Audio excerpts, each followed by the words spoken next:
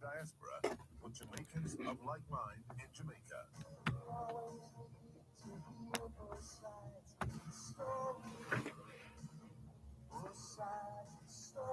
Connecting the Jamaican diaspora abroad and at home.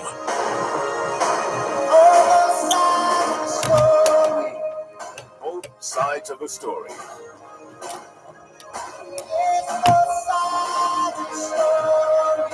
Both sides of the story, highlighting the positive role of the Jamaican diaspora.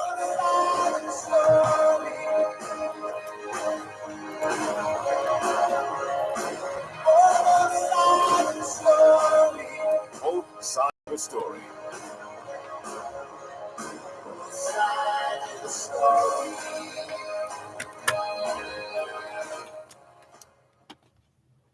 Both sides of the story. We always need to hear both sides of the story. Both sides of the story. Time now for both sides of the story on Power 106 FM. We will not take sides, but we listen to your side. Join us as we explore the issues, present the facts, speak with the experts, and as always, listen to both sides. What's your story? Tell us on both sides of the story. 922-4112, 922-4113, 922-4114, and 922-4115. You can listen to both sides of the story on the Gleaner's website, www.go-jamaica.com, on your mobile phones at tunein.com or novex.com, or by dialing 832-551-5045 or 213-493-0133 in the USA. If you're in the UK, you can dial 020-3519-0145, and in Germany, 051-180-04044. Our email address is bothsides106@live.com, and you can join us on Facebook, follow us on Twitter, or link us up on Skype. We look forward to receiving your instant messages on MSN or Yahoo, and your text messages on 365-3346. Remember, we have 2 ears and 1 mouth, so we can listen twice as much as we speak. So stay with us as we listen to both sides of the story. Both sides of the story. Knowledge is power. Class is in session. Power 106. The quality of mercy is not strained. It droppeth as the gentle rain from heaven upon the place beneath. It is twice blessed. It blesseth him that gives and him that takes. 'Tis mightiest in the mightiest. It becomes the throned monarch better than his crown. His scepter shows the force of temporal power, the attribute to awe and majesty, wherein doth sit the dread and fear of kings. But mercy is above this sceptred sway. It is enthroned in the hearts of kings. It is an attribute to God himself. And earthly power doth then show likest God's, when mercy seasons justice. Therefore, though justice be thy plea, consider this, that in the course of justice, none of us should see salvation. We do pray for mercy, and that same prayer doth teach us all to render the deeds of mercy.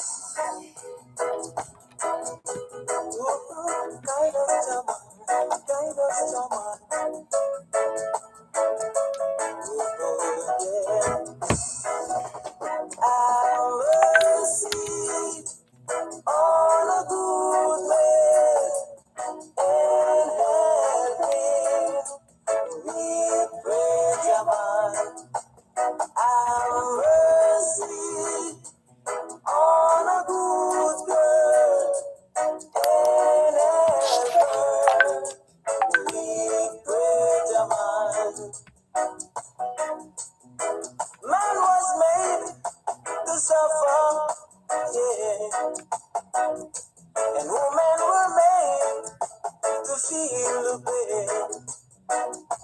Stay by our side and guide us. We pray, Jaman. Give us all your blessings and help us. We pray, Jaman. Time is running out, but we need no one not to cry nor shout. Change them who's gone astray and show them the way, come on. Make this an everlasting example. We pray, come on, yeah.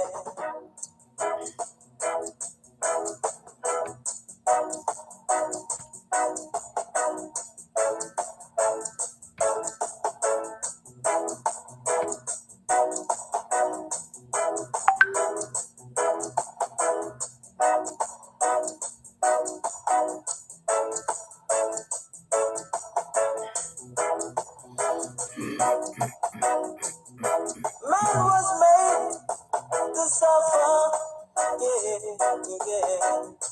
And women were made to feel the pain. Knowledge is power. Class is in session. Power 106.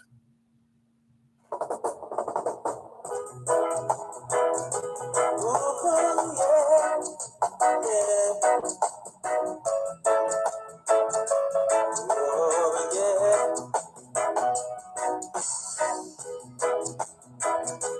Ooh, guide us, Jama. Guide us, Jama.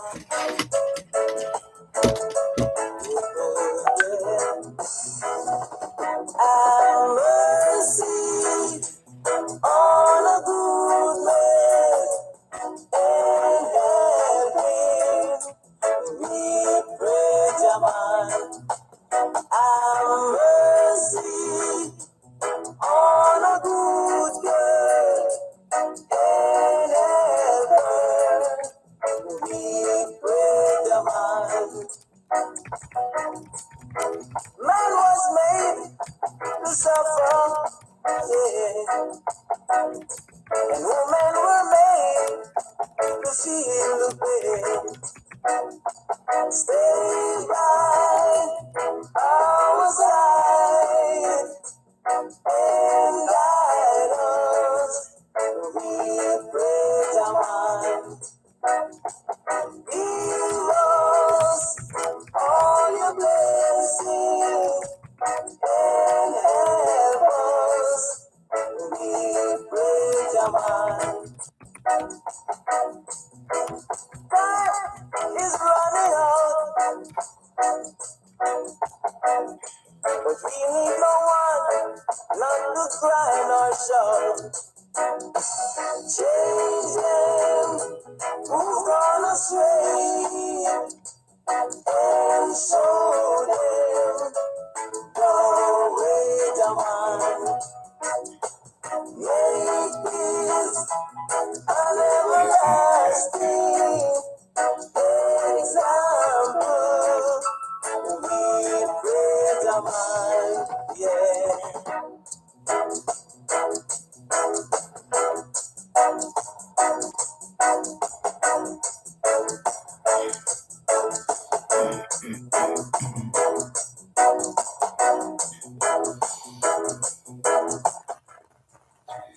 It's the International Decade of Healthy Aging, the International Decade of Ecosystem Restoration, the International Decade of Ocean Science for Sustainable Development, the Decade of Action for Road Safety, And 2022 marks the start of the UN International Decade of Indigenous Languages. It's the 9th day of the second month of 2022, the International Year of Sustainable Mountain Development, the International Year of Basic Sciences for Sustainable Development, the International Year of Glass, the International Year of Artisanal Fisheries and Aquaculture. Reggae Month and Heart Month activities continue here in Jamaica. Meanwhile, Americans, Canadians, Britons, and the Dutch are still celebrating February as Black History Month. And the Feast of St. Maron is being commemorated in Lebanon. We're in the middle of National Career Awareness Week here in Jamaica. Hoy es miércoles el 9 de febrero 2022 y les saludamos en cualquier parte del mundo que nos están escuchando en este momento.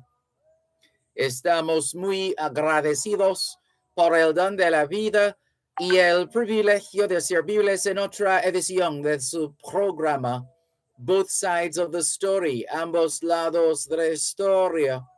Nunca vamos a tomar su audiencia por sentado porque sabemos que ustedes tienen otras opciones y esta es la razón por la cual jamás olvidamos darle las gracias por elegir Both Sides of the Story, ambos lados de la historia, de lunes a viernes desde las 2 hasta las 5 de la tarde, aquí en Power 106 FM. La misión continúa para educar, capacitar, iluminar y estimular el espíritu empresarial. Bienvenidos.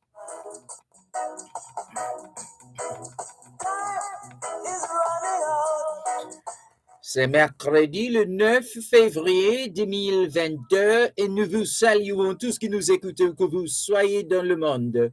Nous sommes reconnaissants du don de la vie ainsi que du privilège d'être à votre service par une nouvelle édition de votre programme Both Sides of the Story, le pour et le contre. Nous ne considérons pas votre fidélité comme l'un de soi parce que nous savons que vous avez l'embarras du choix. C'est pourquoi nous n'oublions jamais de vous remercier de choisir d'écouter Both Sides of the Story, le pour et le contre, du lundi au vendredi de 2h à 5h de l'après-midi sur notre antenne Power 106 FM. Nous continuons notre mission d'éduquer, d'habiliter, d'éclairer et d'encourager l'esprit d'entreprise. Bienvenue.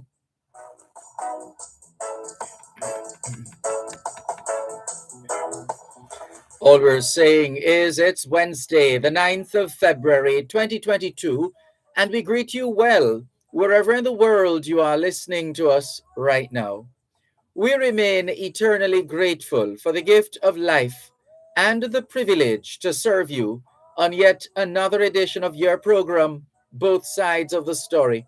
We don't ever take your listenership for granted because we know you have choices.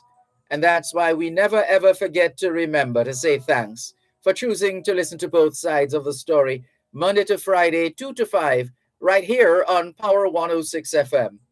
The mission continues to educate, empower, enlighten, and encourage entrepreneurship. Welcome.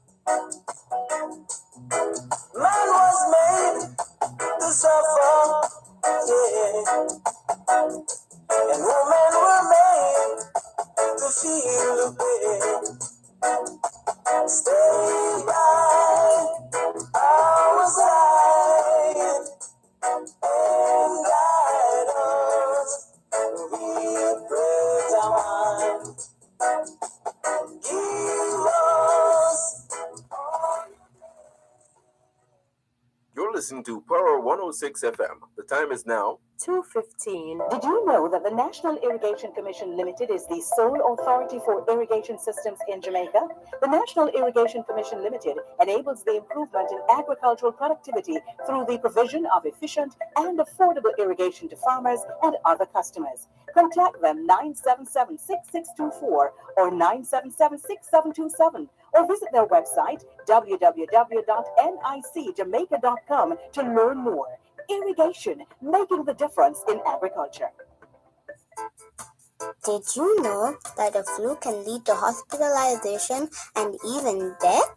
Pregnant women, persons 60 years and older, babies and children, and persons with a chronic illness such as diabetes, asthma, or heart disease are at a high risk for complications from the flu.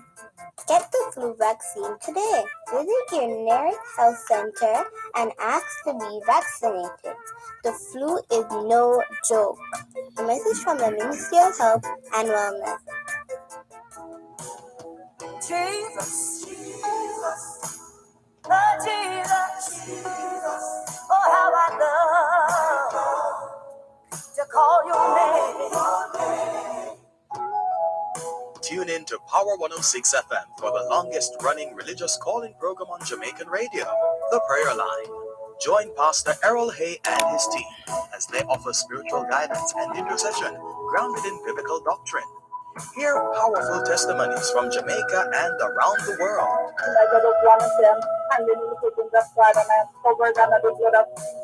The Prayer Line, a source of support and inspiration in these trying times. That's The Prayer Line on Power 106 FM, Sundays at 6:30 p.m. Join us. You shall live and declare the works of the Lord. Amen. You shall be a living testimony. You're on the love side. I will see all the goodness and praise.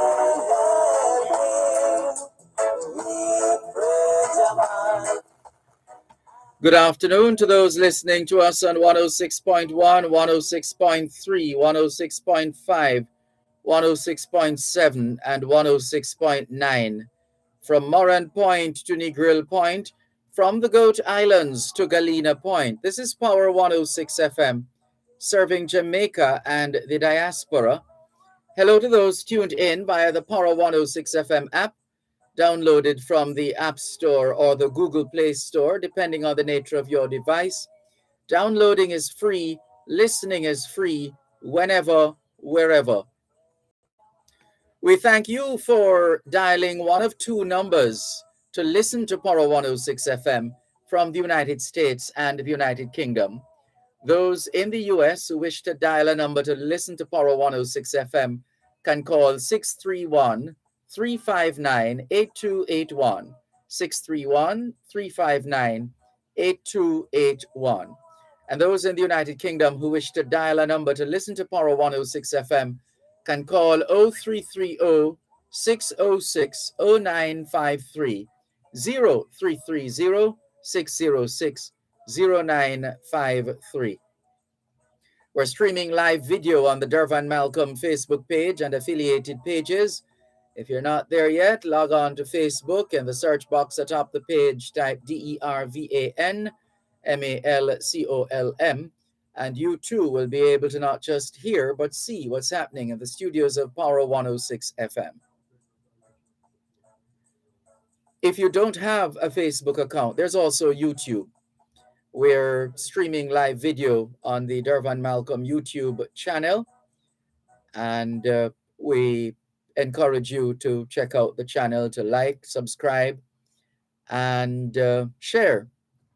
How about that? Thank you very much. What's on your mind this afternoon? Feel free to call us throughout the program on 876-922-4112-5, 876-922-4112-5.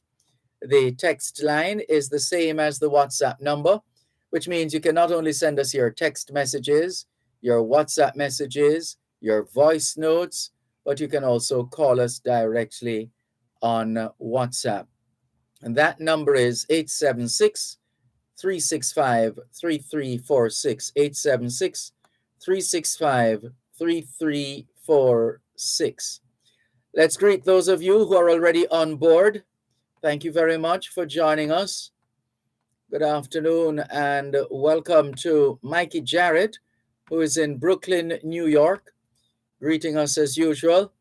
Good afternoon to you, Mikey Jarrett, and all the other Jamaicans and friends of Jamaica in Brooklyn, New York. Thank you very much for tuning in. Over on YouTube, Donovan Campbell says, good afternoon, Mr. Malcolm, and listeners home and abroad. Good afternoon, Donovan Campbell. Kareen Campbell says, good afternoon, Mr. Malcolm, and listeners. I'm present for class. Welcome. Thank you very much for making it both sides of the story here on Power 106 FM. Audrey Smith in Southampton in England. It's good to have you join us. Welcome.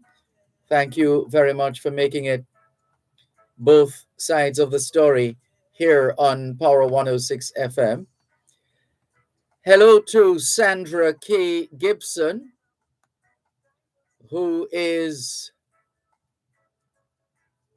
listening to us right now here on both sides of the story, Power 106 FM.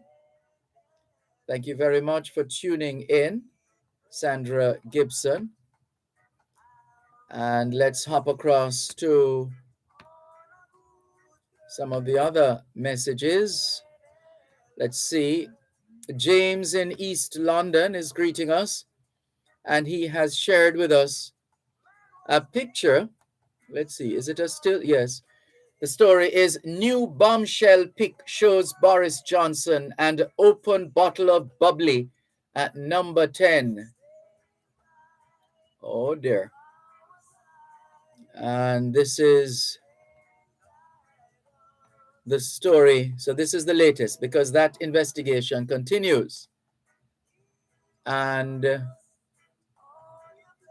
so the Mirror newspaper says new Partygate image. That's what they're calling it, in a takeoff from that American scandal, Watergate. So they're calling it Partygate.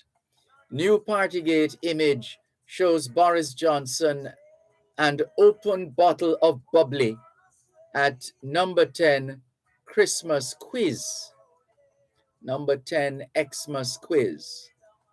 The image shows the Prime Minister flanked by 3 members of staff, one wearing tinsel and another a Santa hat, at the event on December 15, 2020. The Met Police faces fresh calls to investigate a number 10 virtual Christmas quiz after a new picture emerged of Boris Johnson with an open bottle of bubbly. The image shows the Prime Minister flanked by 3 members of staff, one wearing tinsel and another a Santa hat, at the event on December 15, 2020. On the desk in front of him, from where he read out quiz questions to teams across the building, is what appears to be champagne and a half-eaten packet of crisps. Mr. Johnson was accused of personally breaking COVID laws by hosting the festive event after the Mirror newspaper revealed last year that it had taken place. At the time, London was under Tier 2 regulations banning any social mixing between 2 or more people from different households. So we'll see where that ends up or how it ends up. But thank you very much. Who is this again? This is James. James in East London.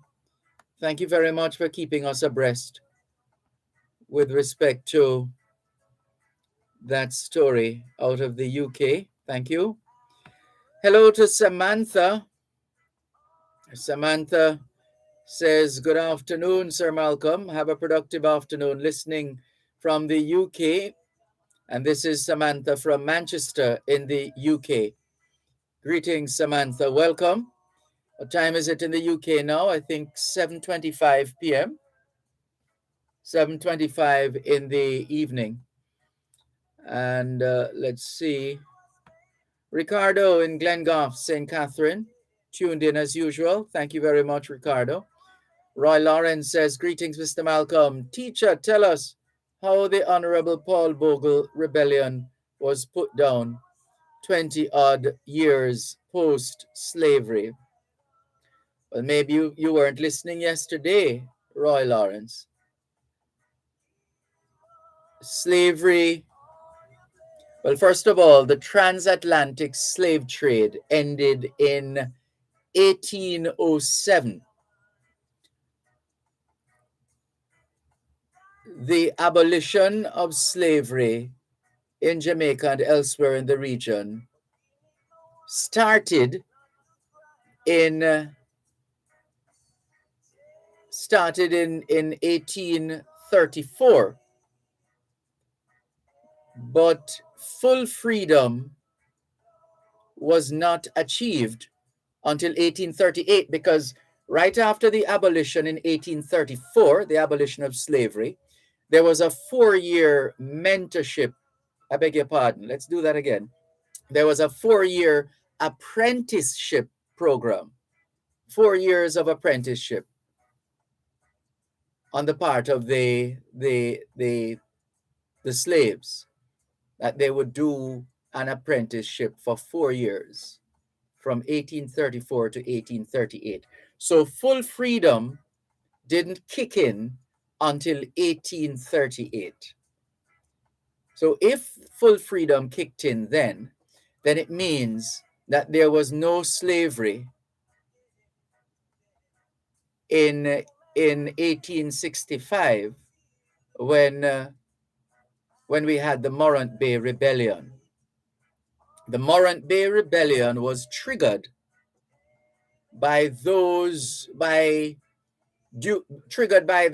economic hardships of the time, and the feeling of the masses of people at that time, 1865, that they were being underrepresented, that their voices were not being heard, that their issues and concerns were not being taken into consideration.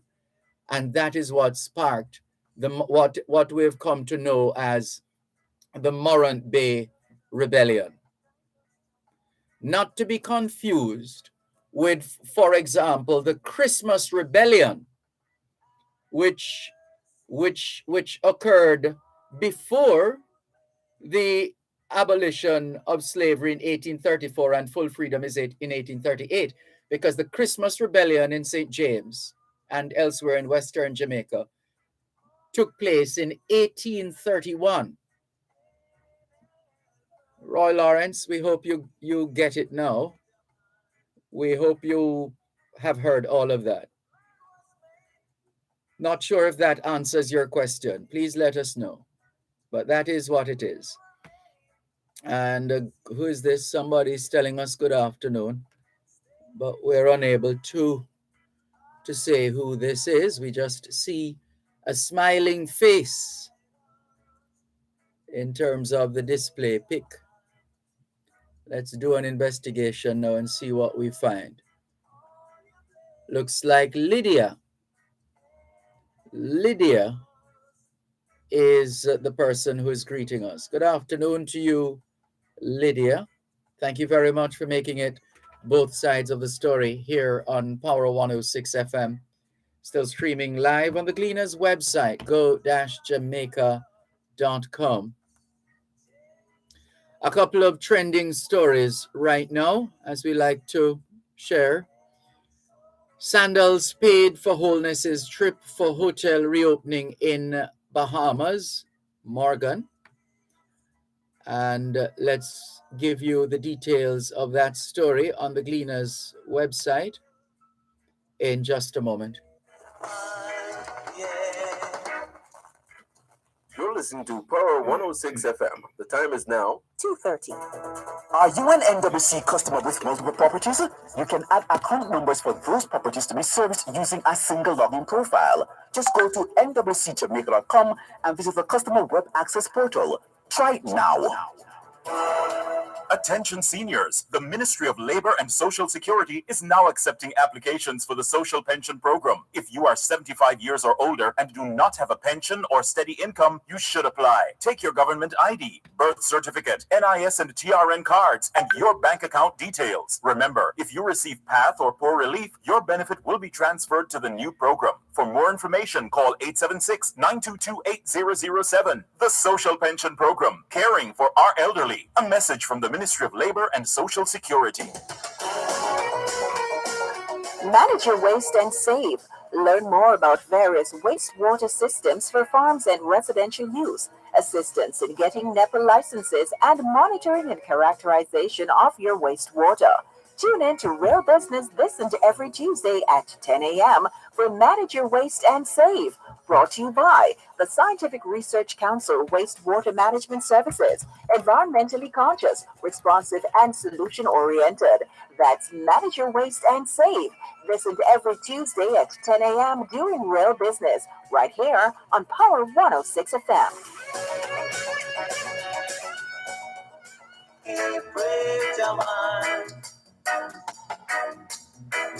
Time is running out, but we ain't no one. Thanks a lot for staying with us here on your program, Both Sides of the Story, Power 106 FM. Looking at a couple of the trending stories right now on the Gleaner's website.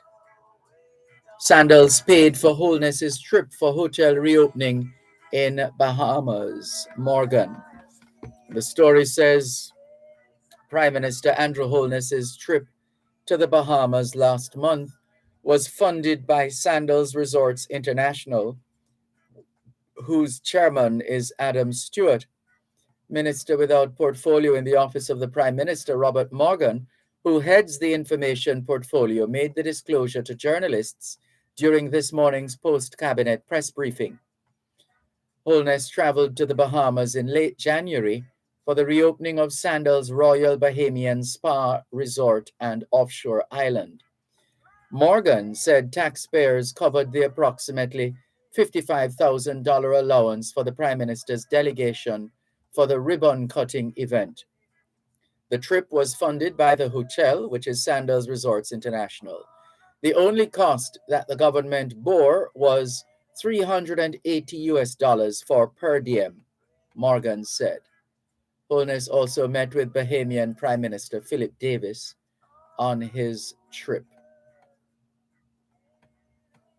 That's the story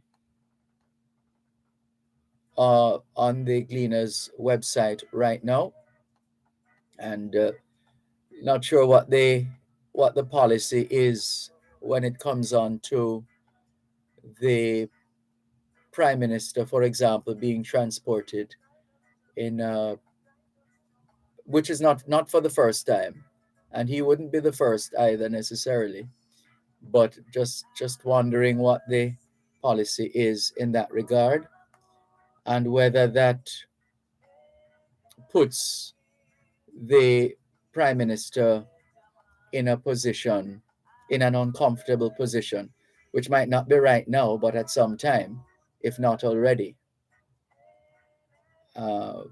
So there's that. So he was invited to be a part of the reopening of this hotel. So should the government of Jamaica have paid for that, or is it acceptable that a private entity in the form of Sandals has paid that bill? Maybe, well, we'll have to take a look. Not sure what the government policy is on that. We'd have to do some research on that. Otherwise, so that maybe the Gleaner is is pondering this subject as well, which is why they have put it on their online platform, perhaps to give people an opportunity to, especially those who know, to opine on this particular story.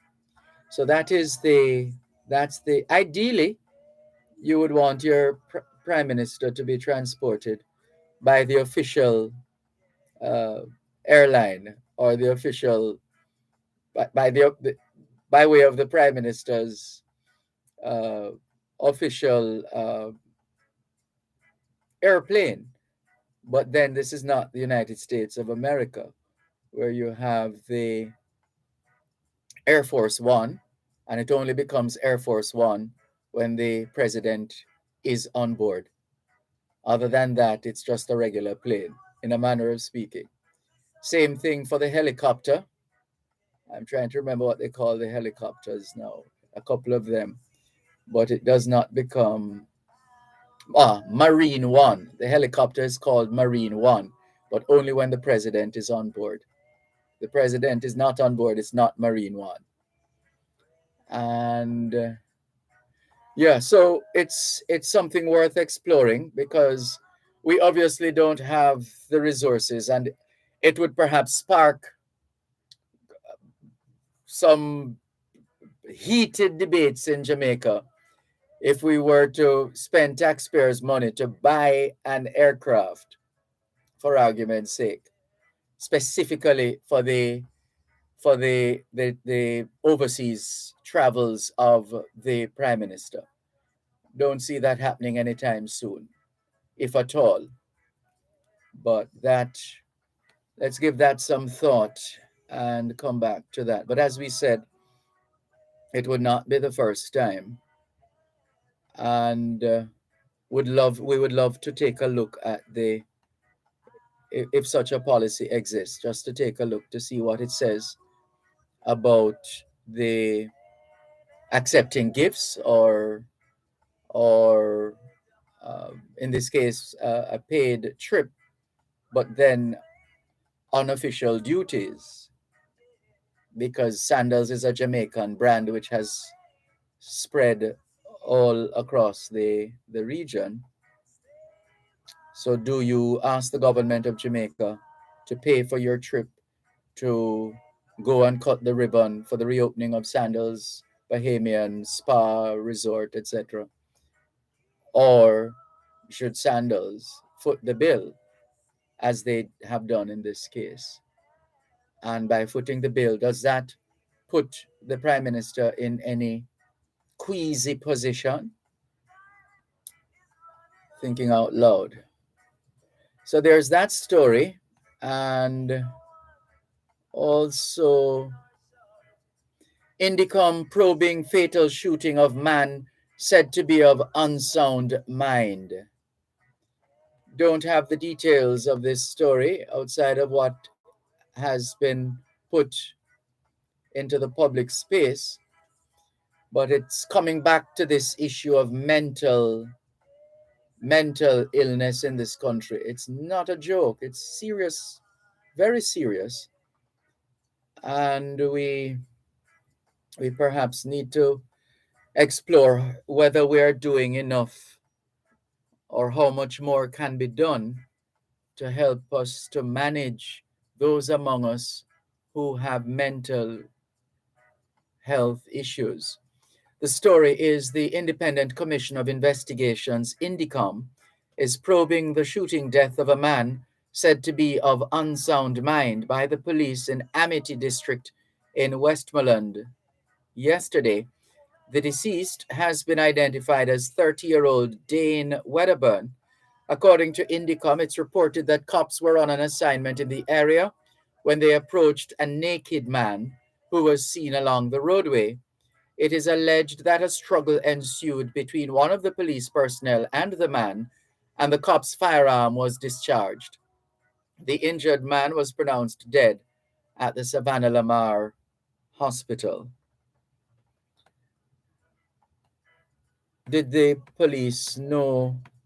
Well, let's just finish the story. Indicom says no weapon or other item was reported as retrieved from the incident scene.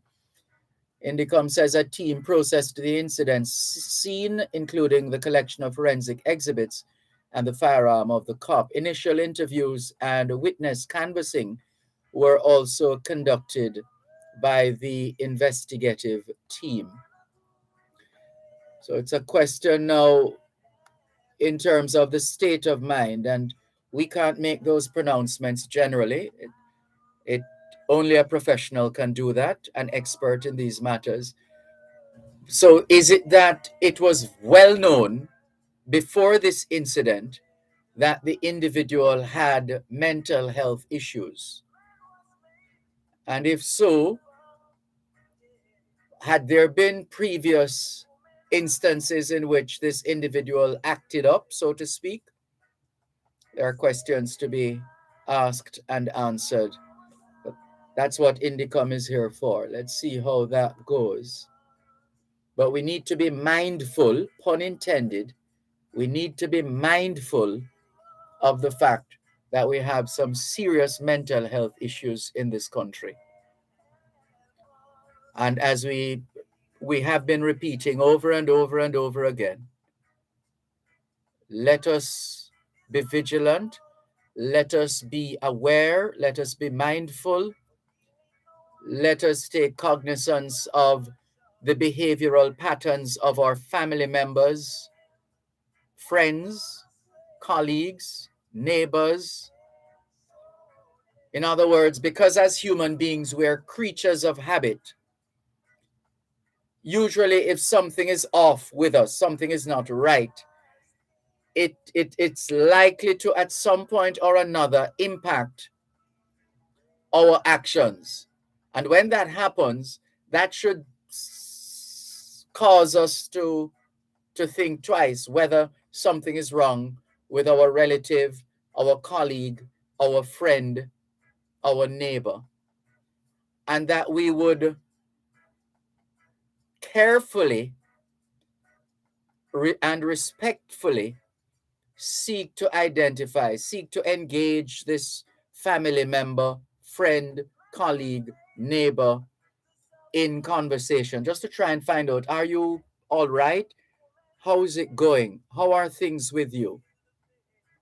Who knows? We might very well find ourselves intercepting a potential negative action on the part of this individual by virtue of that kind of intervention. So let's be mindful of these things. Let's be mindful of these things. So that's one of the stories trending. There was a crash this morning.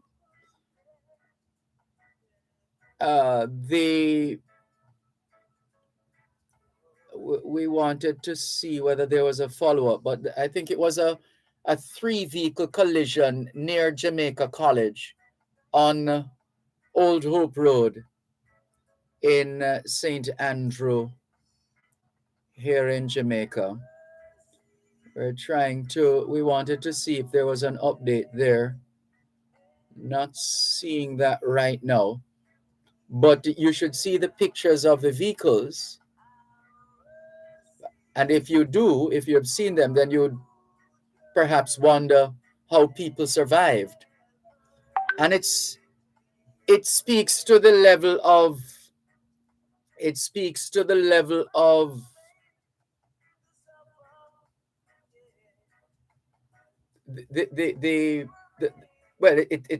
tells us a lot about the speed at which these vehicles were traveling.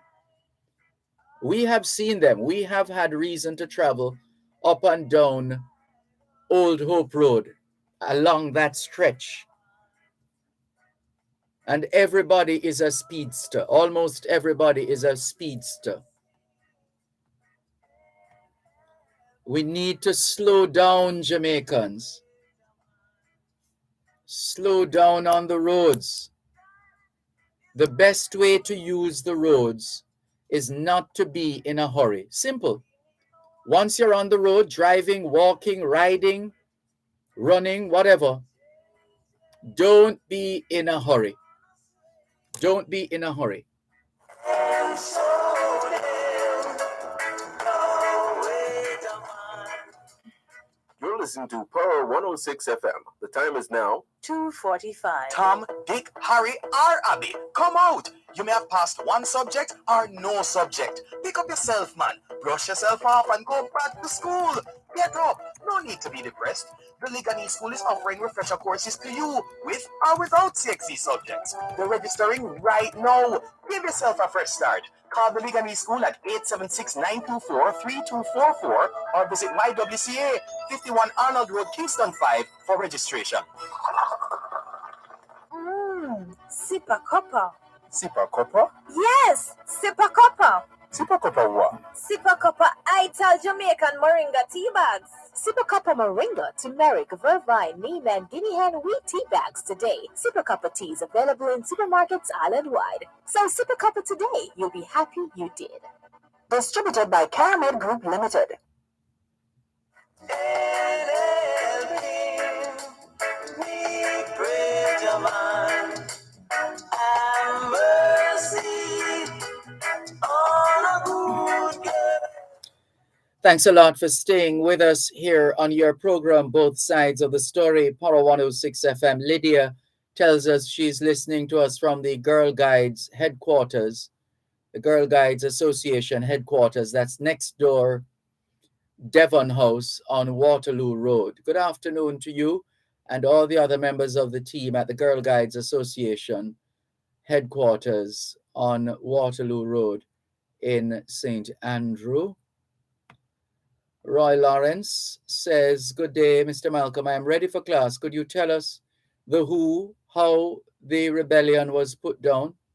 Roy Lawrence, is it that you're listening to something else?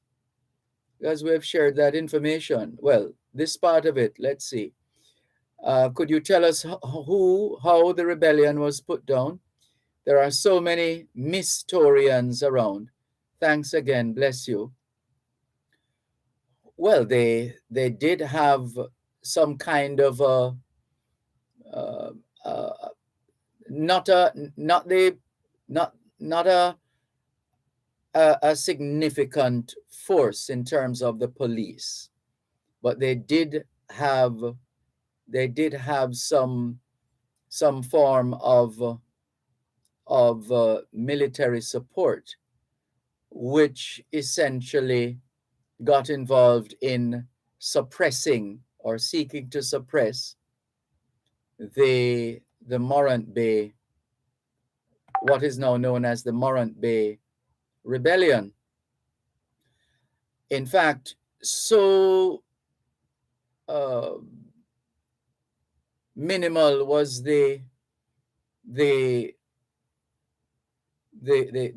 cadre of people to police the country that they had to, after the rebellion, they made the conscious decision to start a police force.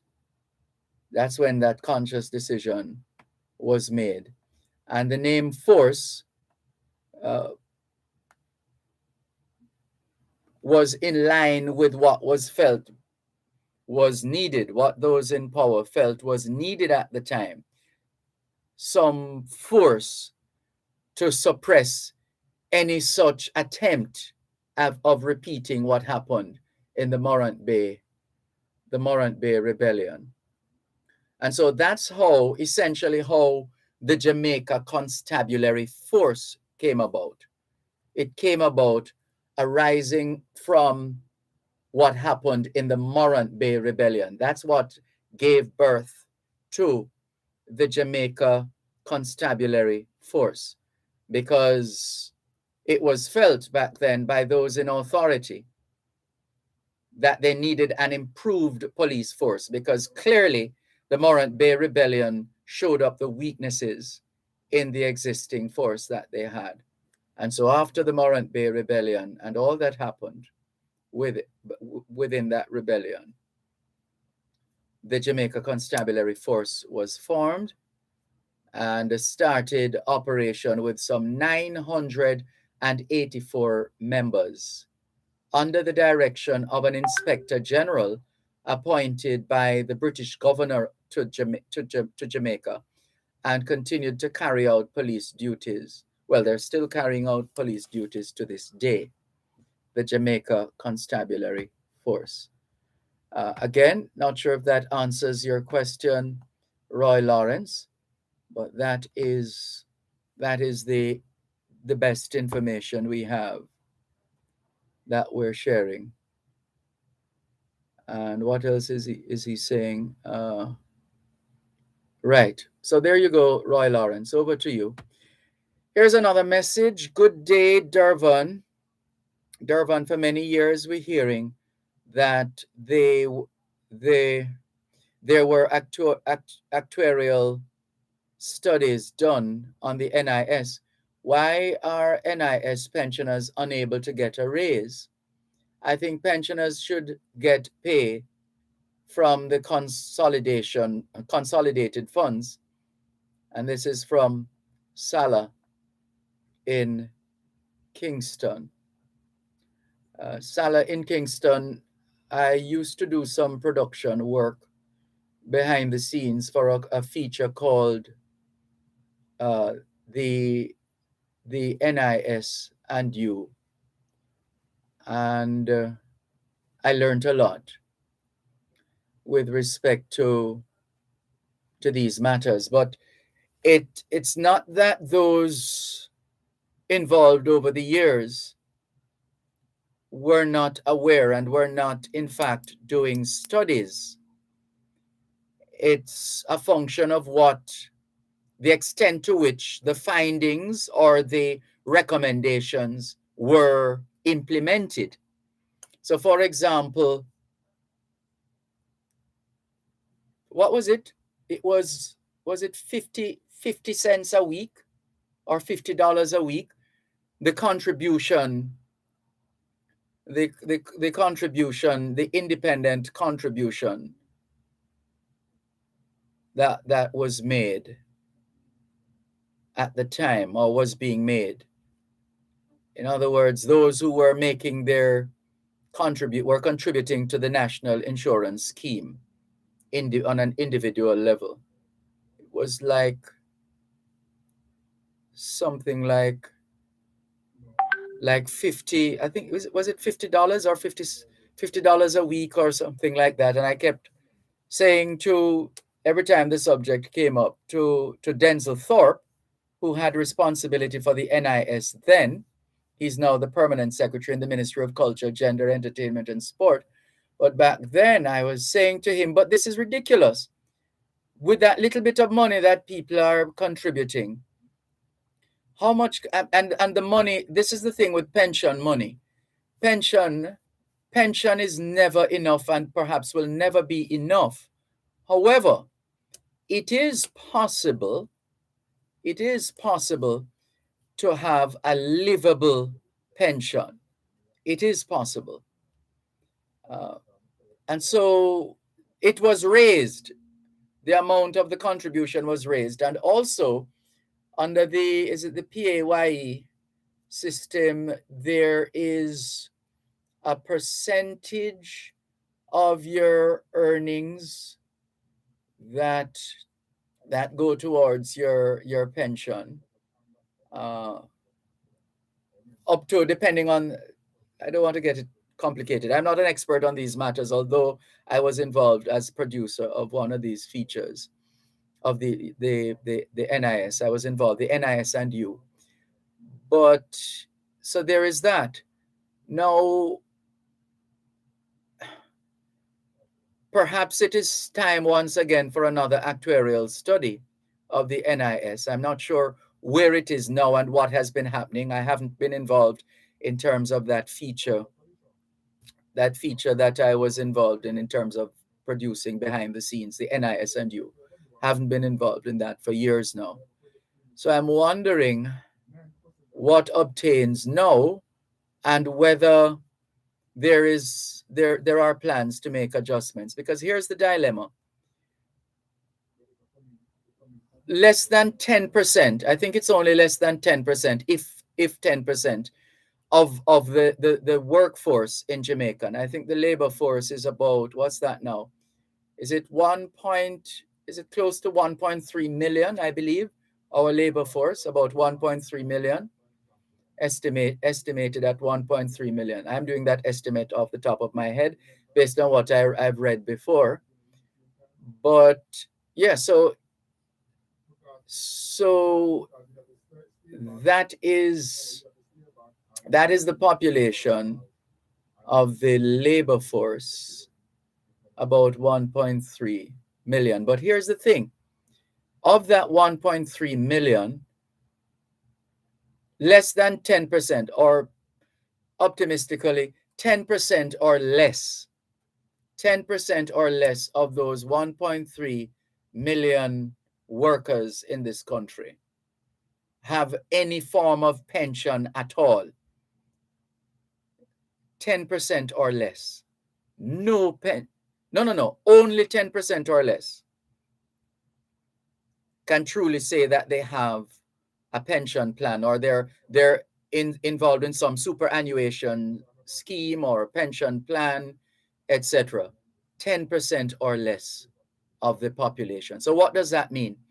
It means that a significant portion of that aging labor force will need to be provided for by the state.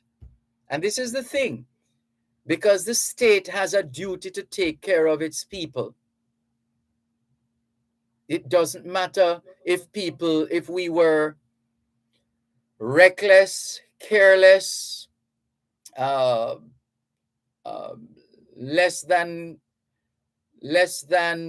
frugal in our financial affairs, and therefore we end up we didn't make any contributions in terms of NIS. We didn't contribute to a pension scheme, a superannuation fund, or nothing like that. No nest egg, nothing like that. And so the state, it means that those who will find themselves in the workforce around that time, when those in the workforce now hit retirement and beyond, it's those in the workforce, the pre-retirement workforce, those in the workforce who will now have to pay for their money. It will come out of their money. The money that would now pay those who don't have any form of pension at all. Now we know that the Ministry of Labor and Social Security recently started a social pension fund, or a social pension arrangement, where those who are now not benefiting from any government assistance or pension will receive a $10,000 grant. So there is that. So it's a serious issue.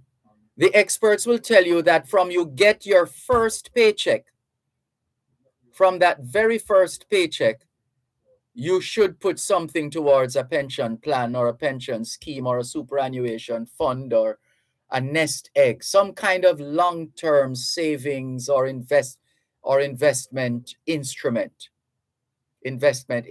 long-term.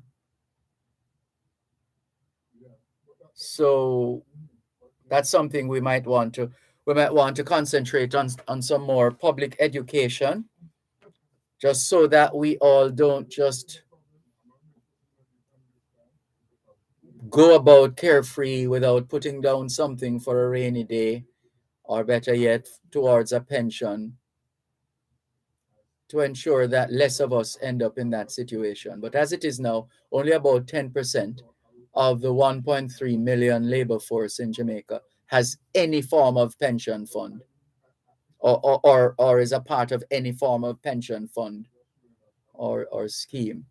But having said all of that, pension money, as we said, is not bellyful, quite frankly, because of a thing called inflation. So we'll always have that to deal with. Because of inflation, pension money will never be enough.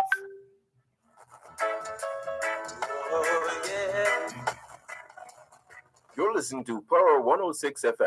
The time is now 3 o'clock. Manage your waste and save. Learn more about various wastewater systems for farms and residential use, assistance in getting NEPA licenses, and monitoring and characterization of your wastewater. Tune in to Real Business this and every Tuesday at 10 a.m. for Manage Your Waste and Save. Brought to you by the Scientific Research Council Wastewater Management Services. Environmentally conscious, responsive, and solution-oriented. That's Manage Your Waste and Save. Listen to every Tuesday at 10 a.m. during Real Business, right here on Power 106 FM. On a good girl and helper, we pray. Thanks a lot for staying with us here on your program, Both Sides of the Story, Power 106 FM. So the business of giving pensioners a raise, it really is a drag on the state. It is a drag on the state because the money is already so small. So it will always, there will always be calls for it to be more or for there to be a raise. But it's those in the labor force now who are paying for the pensioners. So the government, the state is collecting from those who have not reached pensionable age yet to take care of those who are pensioners. And then Salah goes on to say, I think pensioners should get paid from the consolidated fund. Not sustainable, Salah. Consolidated fund is already oversubscribed, in a manner of speaking. There are so many calls on the consolidated fund. So it is. Right, let's move on to some of the other messages here on your program. Both Sides of the Story, Power 106 FM. Lydia says, thank you, you're welcome. Here's another message. Good afternoon, Dervan. I think one of the prerequisites for obtaining a driver's license should be a clean bill of sight. I think many of these crashes are being caused by drivers who have bad eyesight. I have been observing how they drive, even at nights, with their high beams, even in areas that are well lit with street lights. Yeah, that's a part of it, which is why I think Ronnie Thwaites over the years has advocated for retesting of drivers when they get to a certain age. That's something he has been championing for a long time, retesting, because he keeps reminding us that, or he kept reminding us that that from the time he did his driving test when he was a teenager, he has never, nobody has, I mean, he has just, his license is renewed every year and no checks to see whether his eyesight is still up to par and other forms, his general state of health. So that's something for the National Road Safety Council perhaps to look at. I'm not sure if the new Road Traffic Act addresses that situation. I suspect it does. I'm not sure. I'm not sure about that. I'll have to check the document and come back with information on that. This one says, Mr. Malcolm, thanks for explaining the Morant Bay suppression. The English archives, I learned, have some other details. All right. Well, feel free to share, and we'll always check. And who is this now? Ras Asta Black. What is he saying? Oh, he has done an. Oh, he did an interview with Everald Warmington that he's sharing with us. I see. Thank you very much, Ras Asta Black. There are a couple of voice notes which we will have to listen to off air in order to determine whether to play them on air. So we'll come back to those. In the meantime, what is this now? Let's see. Uh, Sophia Nemard in Newell, St. Elizabeth is saying hi. So too Sandra Gibson in Florida. Juanita Haynes Phillips says, good afternoon, sir. Hope all is well. West Palm Beach, Florida in the house. Welcome, Juanita Haynes Phillips in West Palm Beach, Florida. And Jeff Simpson says, greetings, Power 106 family. Greetings to you too, Jeff Simpson. Sharon Richards says, good afternoon, Sir Malcolm. So glad I can join class today. Sunny day in Savlamar. Stay cool in sunny Sav, Sharon. Faye Weller says, good afternoon, Mr. Dervan and listeners. Stay safe and take care. God bless us all. Audrey Smith in Southampton in England says, so true, Dervan. Don't know what he will do next. He is blaming everyone except himself. Wish he would just resign. Talking about Boris Johnson. Yes, we figured that's who you are referring to, that he should do the honorable thing and resign. Whether that will happen remains to be seen. Let's see. Chuck Ray says PSM traveled on Sandal's private jet to TCI with Butch Stewart to open a hotel there. Never heard any blowback. Yes, that's why we said what we said earlier on, Chuck Ray, that it would not have been the first. Mr. Patterson also traveled on a private aircraft. I think that had to do with Digicel in Haiti, Digicel business in Haiti. And of course, Portia Simpson Miller as well.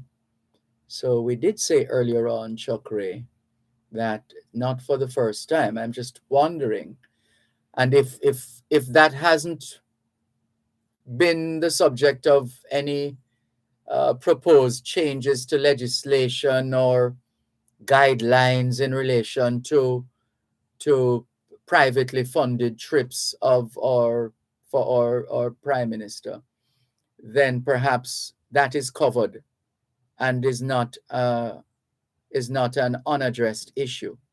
We'll have to come to that conclusion as of now, unless or until we find otherwise when we do our research. Velta Wilson, good afternoon. Thanks for tuning in. Jeannie Chambers, good afternoon to you as well. Good to have you on board. And Lydia says, some people are not aware that they can start a pension fund on their own through Sagicor, JMMB, NCB. Yes, the law, there was an adjustment. There was a legislation was introduced some years ago, that allows for individuals to contribute to a pension fund. So, for example, as Lydia mentions, there are financial institutions that have pension packages.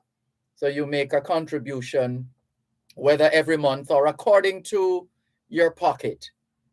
And that by the time you get to retirement age, because it's professionally done. It's not any little backdoor thing. No, professionally done. And even if you try to take the money before the pension age, they make sure that the process is such that you will change your mind and find an alternative. And it's in your best interest. It's in our best interest not to try to get. In fact, there's an age limit. You can't take any money. In some instances, you can't take any money out of it until you get pretty close to the retirement age. So the retirement age is 64 for women and 65 for men. But that has changed in some countries like France, although they had a series of protests. That there was some discussions. There were some discussions here in Jamaica on that subject about raising the or was it done? Was there a change? I'm trying to remember. Was there a change or an extension? Need to check again. Need to check with Ministry of Labor and Social Security on that subject. But yeah, need to check on that. Thank you very much, Lydia, for your message. And let's clear some more. Let's hop across to, shall we go across to YouTube or clear a couple more? Let's go over to YouTube and see what we find. Albert in Coconut Creek, Florida says, greetings from cool and wet Coconut Creek. Cherry Henry says, good afternoon, Mr. Dervan and listeners. Bright and sunny day here in Tar Isle, St. Mary. Well, what a difference a day makes, or a couple of days, right, Cherry Henry?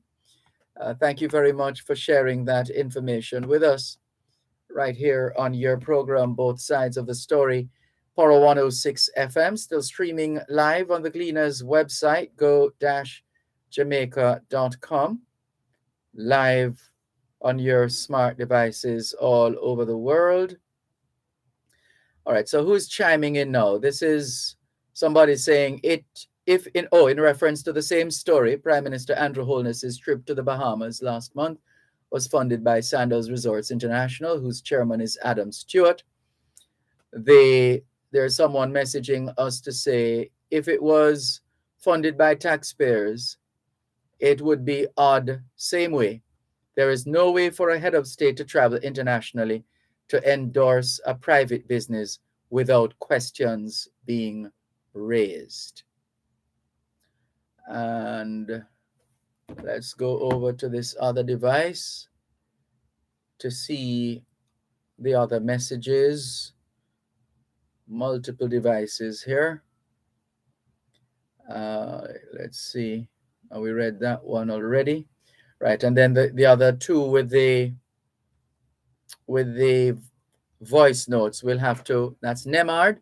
We'll have to listen to those off air first. So perhaps in the break coming up. In the meantime, let's share with you. This one is a little too long. A bit of history. Let's see if we can get a short one in there. Too long. Let's go to 1928. George Alfonso Headley made his first appearance for Jamaica on this day in 1928, 3 months before his 19th birthday.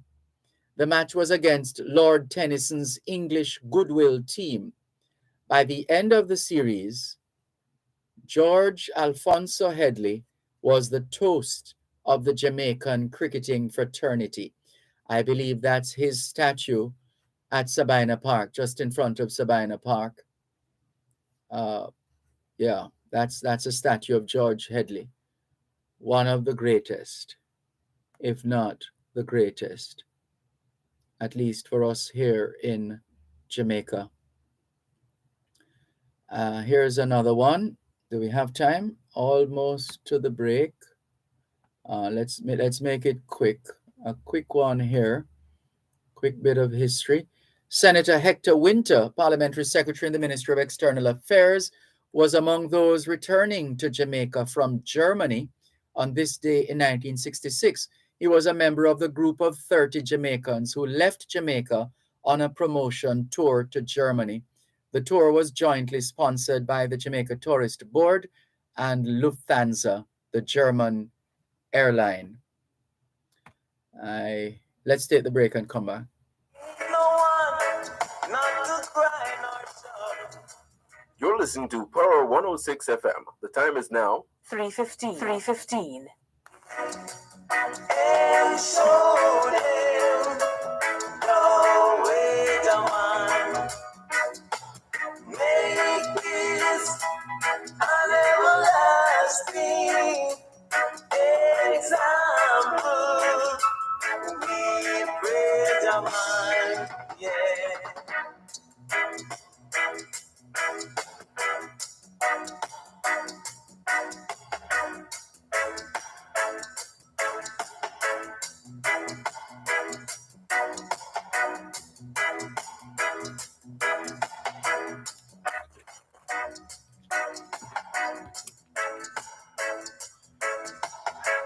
Good afternoon, Mr. Malcolm. Man was made to suffer. Yeah. And women were made to feel the pain. Have mercy on a good man and helping. We pray to man. Have mercy on a good girl. Thank you for listening. Love your program. Bye. Ooh, yeah, yeah.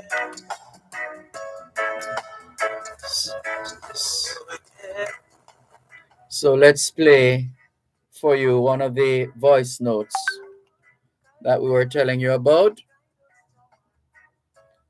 Let's go with here we go. Here's a voice note from one of our listeners. Good afternoon, Dervan, Mr. Malcolm.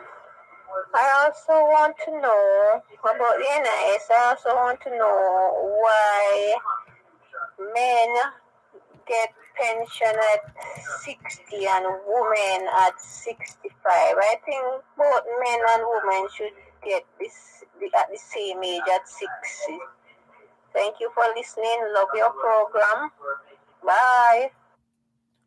Right. Well, I don't know why it is that way.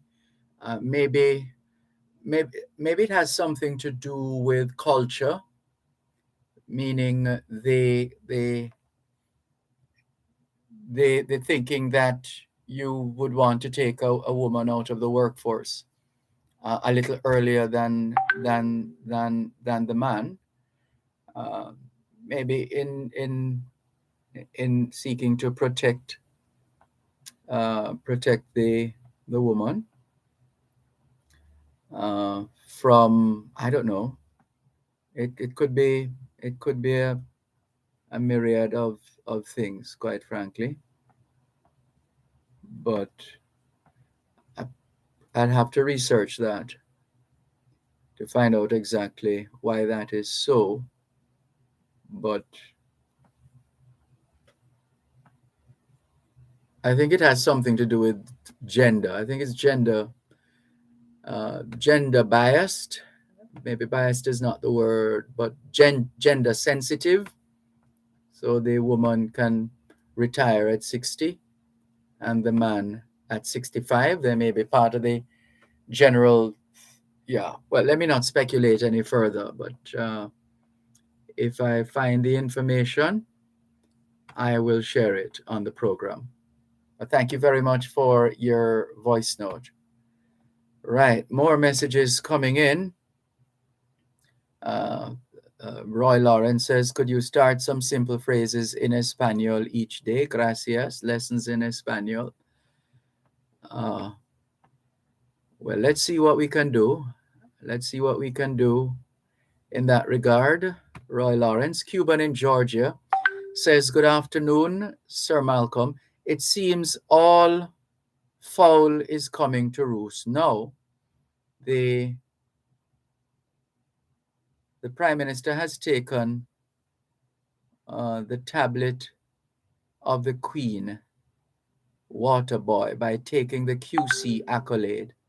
Calm down, Mr. Prime Minister. Are we going to remove the Queen as head of state of Jamaica? Yes or no? I think the Prime Minister has said that that will happen.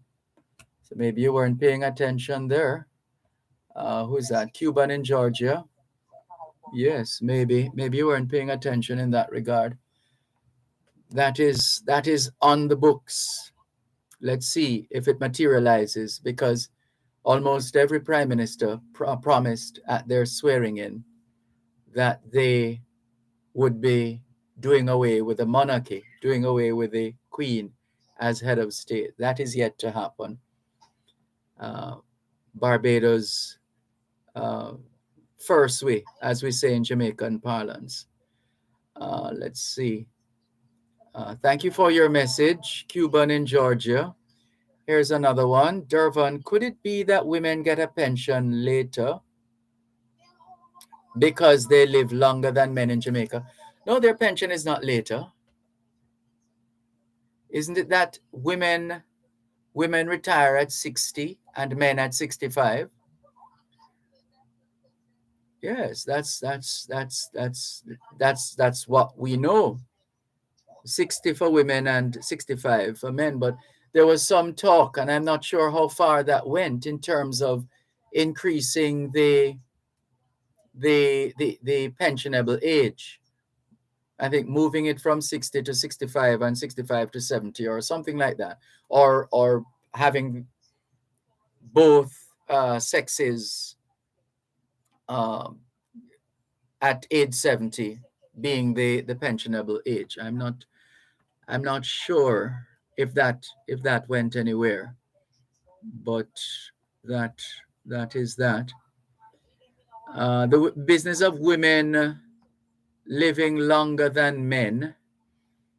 I'm not sure with the extent to which we can say that definitively here in Jamaica, but anecdotally, perhaps, it would seem so in a number of instances. But in order to make a sweeping statement, we would need some data, some important data. But if you have an idea, if you have a little more information than we do, please feel free to call us and share. 876-922-4112-5. Miss Needham is online, and let's hear what she has to say on our WhatsApp line. Good afternoon, Miss Needham. Hi, Mr. Malcolm. How are you? I'm giving thanks for life, and you? Yes. Somebody is asking me, as I hear you, on the pension fund. I'm not talking about the widow's pension. If you get 61, you're supposed to get a different pension apart from the widow's pension. Don't you supposed to get a next pension? Yes, they have. In fact, a lot of people are not aware that the Ministry of Labor and Social Security has quite a number of benefits available for pensioners in Jamaica. And you're right. There's a widow's pension as well. Okay, so the person must go up there and sign up for it, they are 61. Yeah, well, you could start by calling them. Since we're in a time of COVID-19, the person can call to get more information, and then take it from there. But there are so many benefits. There are benefits if something happens to you at work, like on the job, you can get benefit from that. I don't think a lot of people are aware. That's why we had the program some time ago, the NIS and you, but hey, maybe. So Mr. Malcolm, could the person go up to the NIS office and find out? If the person wants to do that, sure. Okay. And I would like the Prime Minister put you in that portfolio, because you just iron out everything. Poor me. You are such a nice person. And whenever is your anniversary again, me and Rascal would like to prepare a nice dish for you. Well, that's very kind of you. Thanks for the kind All right. words. Thank you. All right, Mr. Malcolm. You take care. You too. Bye-bye. You. Bye. Bye. This is your program, Both Sides of the Story, Power 106 FM.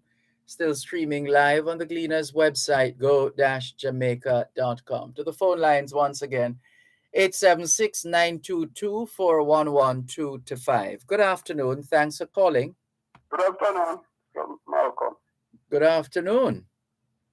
Is this brother Armsby? No, Roy. Sound like him. Roy. Oh, welcome. In England, the pension gone up to 67 for men. Uh-huh. And I think 62 for women. 62 for women and 67 for men. Yeah, in England. Right, because But you don't get the extra 2-year pay. Oh, I see what you mean. You pay the money, but you don't get the benefit. Got you. Well, maybe that would be your contribution to the next set of pensioners. Yeah. I see. That changed in 2016. Yeah. I remember there were a couple of countries, but I definitely remembered France. When they were trying to do it in France, there was a lot of protest all across the country. They didn't want to put it up to 70, but we protest about it. Oh, you are right. There were protests in England as well. Yeah. Yes. Yeah. Drop it to 67 and 62. Right. I think hearing. When you reach the pension age, you don't get it. You don't get the extra 2-year benefit. Right. Understood. And here in Jamaica, we're still at 60 and 65, as far as I know. The women used to be 60 and men 65. Here in Jamaica, no. No, in England. No.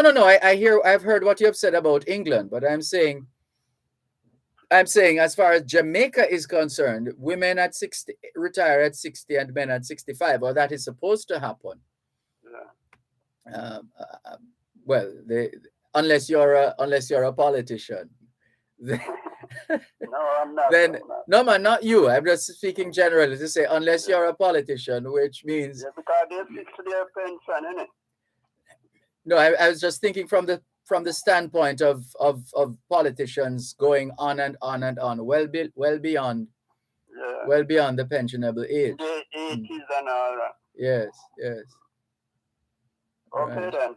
Thank you for that insight into the situation with respect to pensions in England. Thank you. Okay. Take care. Bye. Bye-bye. This is your program, Both Sides of the Story, Power 106 FM, still streaming live on the Gleaners website, go-jamaica.com. So here is Mason in Toronto. He says, Buen dia, Dervan. Can you imagine that in the United States of America, some of its history is being called cancelled culture? Jamaicans are blessed to have its history as part of the school curriculum. I tell people that all the while. You can disagree, you can debate what used to happen, what happened whenever, etc. But you can't erase it. Don't try to taper it over. It is written, to borrow that line. It is written. So this chair that is to my right, to my left in the studio, the chair is there. Now, if Davin were to come in and take the chair and put it somewhere else, it doesn't change the fact that the chair was there, right? So it's the same thing. It's the same thing with respect to the history of any country, any people, anything. You can't erase. You can't erase the fact that it happened. You can't erase that fact. It happened. The most we can do is to, in a responsible way, teach our children the history. And notice I deliberately use the word responsible, in a responsible way. One moment, please. Importers provide proper invoices for customs when presenting goods for examination. This could prevent delays during clearance. The time by the Jamaica Customs Agency is 3:30.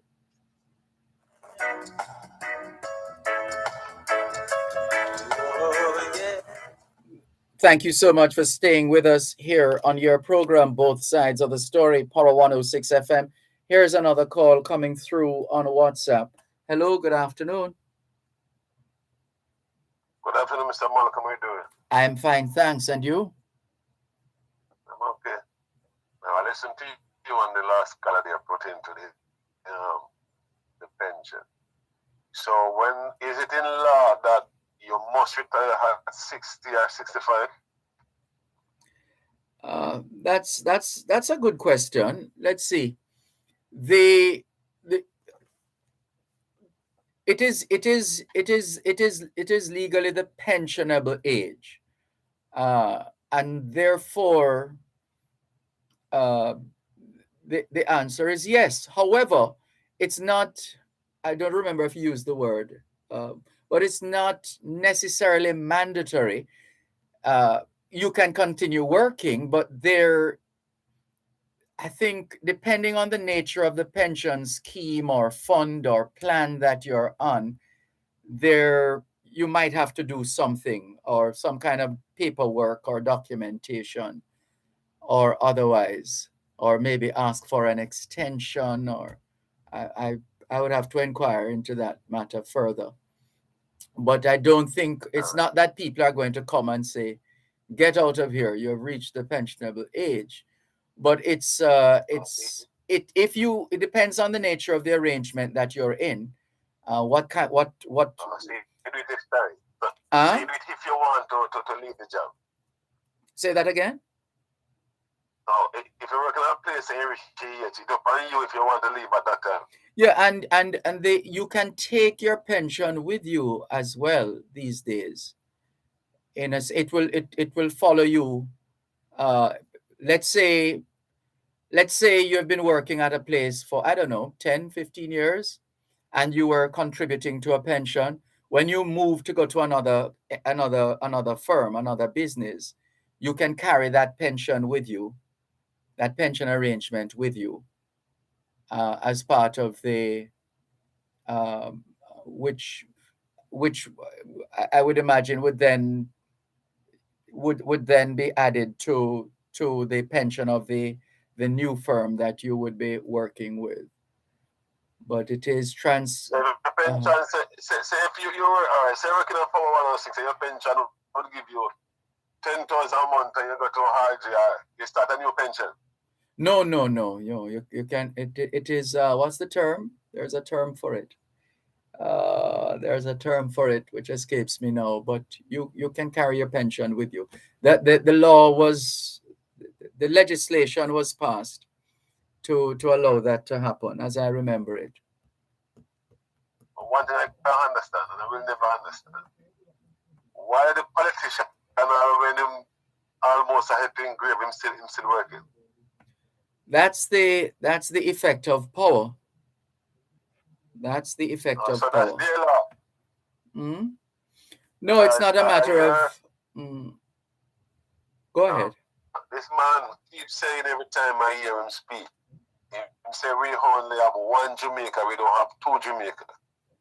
But far as I see, all them run them system at Jamaica, me look at. I don't know about that. Yeah. I'll explain that. So we the public retire at 65 and 60, but them can work all up to 100 if them do that. And it's not unique to politicians. Public servants have been asked to stay on beyond their retirement because maybe there's a particular initiative, project, arrangement that needs to be settled before they move on. And there are those who leave, for example, they leave the public sector at their pensionable age, and then they go and work for a private enterprise maybe for another 5-10 years or more. Also, you will notice that in terms of those who sit on boards in Jamaica, board members, invariably you have retired people sitting on boards as well. So it's not that, we're not talking about throwing out people for the sake of throwing out people because they have gotten to the pensionable age. If an individual is still performing at a level that is sufficient, then there's that option, whether on the part of the employer or the choice of the employee. What I think they should do, when they reach them at a certain age, them have a younger person, I show them the ropes. Yes, ideally that's what is supposed to happen. It's called there's a term for that as well. There are so many things running through my head, right? It's amazing. But it's a level of planning which is key in terms of continuity in any organization. In any organization, you really should have that kind of forward planning, that you are sufficiently schooling, in a manner of speaking, though the younger ones or the newbies. You try and share with them. Go ahead. When a man go to a certain age, especially when he have no more black hair in his head, him brain not going to be that flexible like the younger person. Well, careful how you do that now, or how you say that, because remember, we're not a homogeneous people, meaning we're not all the same. Everybody is different in terms of their mental capacity and the extent to which that mental capacity remains intact well beyond retirement years.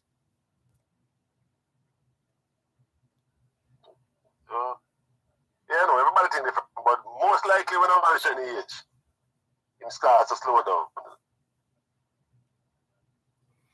So, one question I ask, there's a politician who says, well, he retire now, but he is getting him pension same as a sitting man.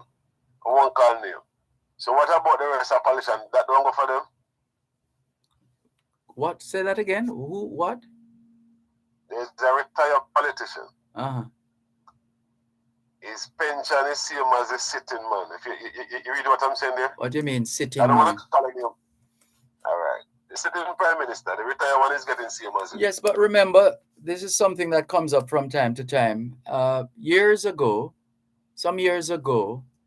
the former Prime Minister, P.J. Patterson, put in place a system that ensures that a retired Prime Minister gets the same amount of money as a sitting Prime Minister. Now, in the event that retired Prime Minister passes, then the funds go to his widow, and if it's the other way, widower. So that was instituted back then. Former Prime Minister Bruce Golding decided that he would not take the full the pension money that he was entitled to.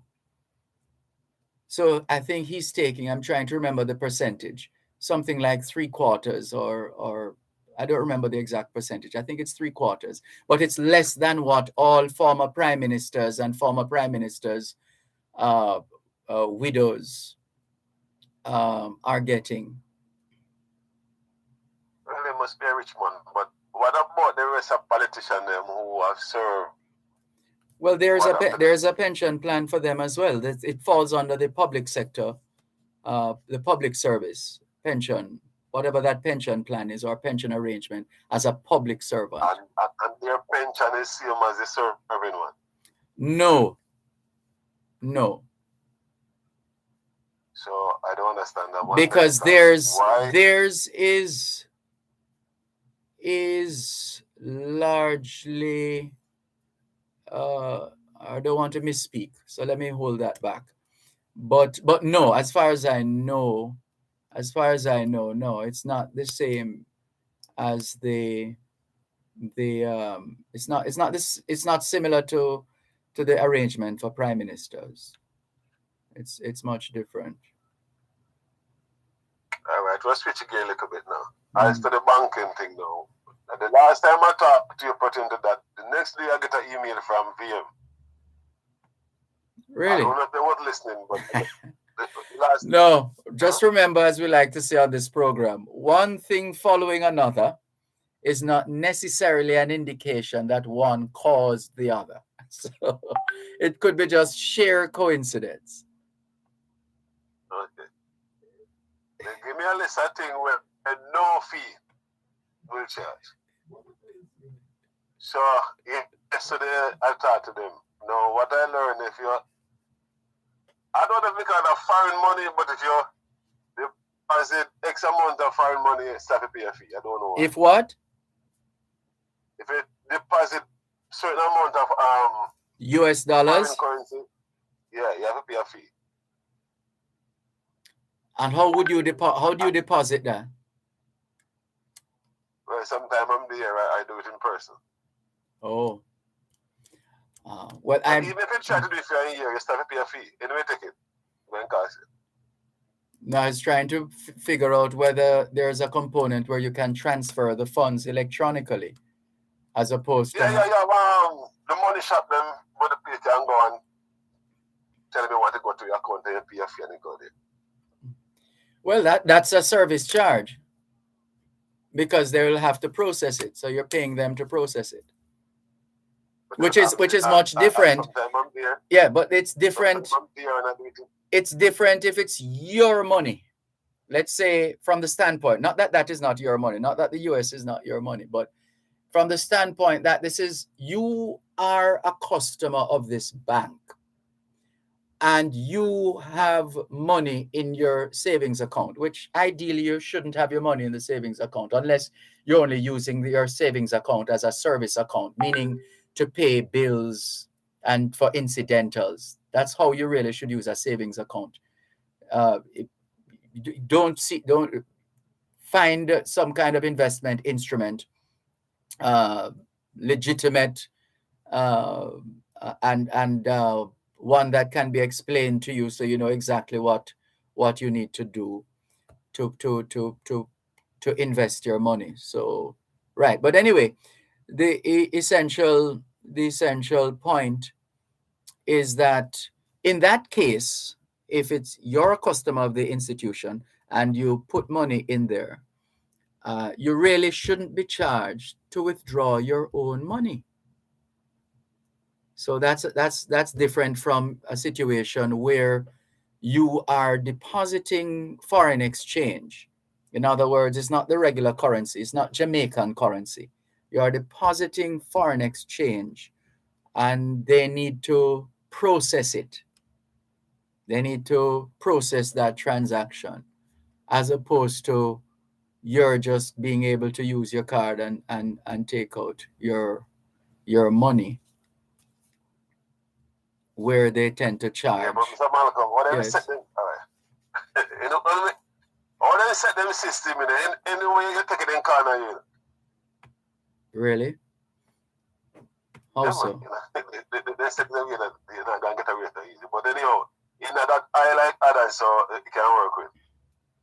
Well, that's what you do. You shop around. Sagicor has been advertising heavily. They have a jingle that says no fees or something like that.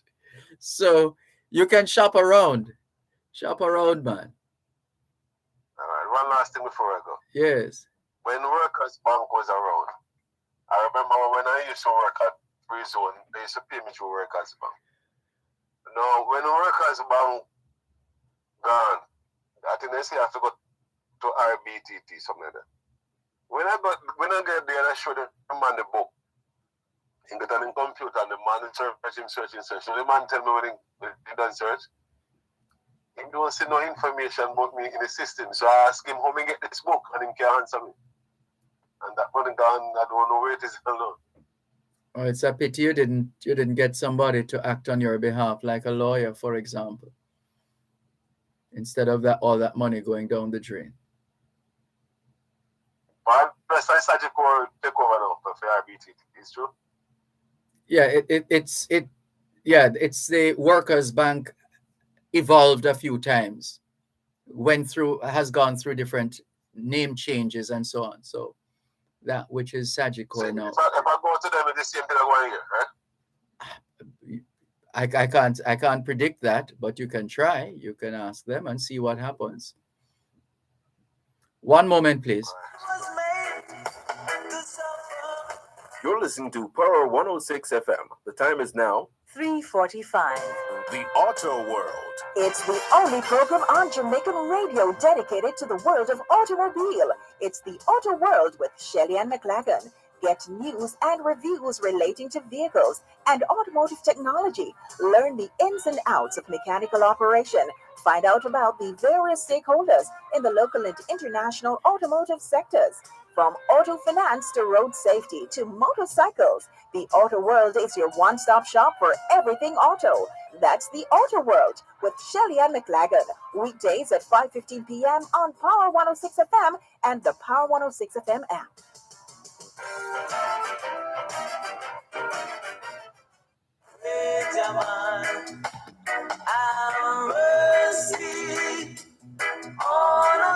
Thanks a lot for staying with us here on your program, Both Sides of the Story. Power 106 FM, still streaming live on the Gleaners website, go-jamaica.com. Live on your smart devices all over the world. Let's clear a few more messages. Portable pension may be what you're after, says Jay Chisholm. You are correct. You are correct. You are correct. That's what I was referencing. This one is a voice note. A voice note accompanying a message. Dervan, it is mandatory in the government service. You can get meaning the retirement. Once you get to retirement age, yes. It is mandatory in the government service. You can get extension, but it is mandatory once you reach the age of 60. That's what I figured. I think judges asked to stay on until the age of 70. Right. That seems to be a good retirement age in this day and age, quite frankly, where people are living longer for the most part, generally speaking. That seems to be a good retirement age, 70. Yes, that seems to be a good one. Thank you. We'll try to listen to your voice note off air in the next break, perhaps. But thank you very much. Roy Lawrence says succession planning. Yes, that's what we don't do so well in this country, succession planning. And we have a few examples. So take, for example, former Prime Minister P.J. Patterson, who occupied that position for, about 18 years or so, or somewhere between 14 and 18 years as Prime Minister and I think President of the People's National Party.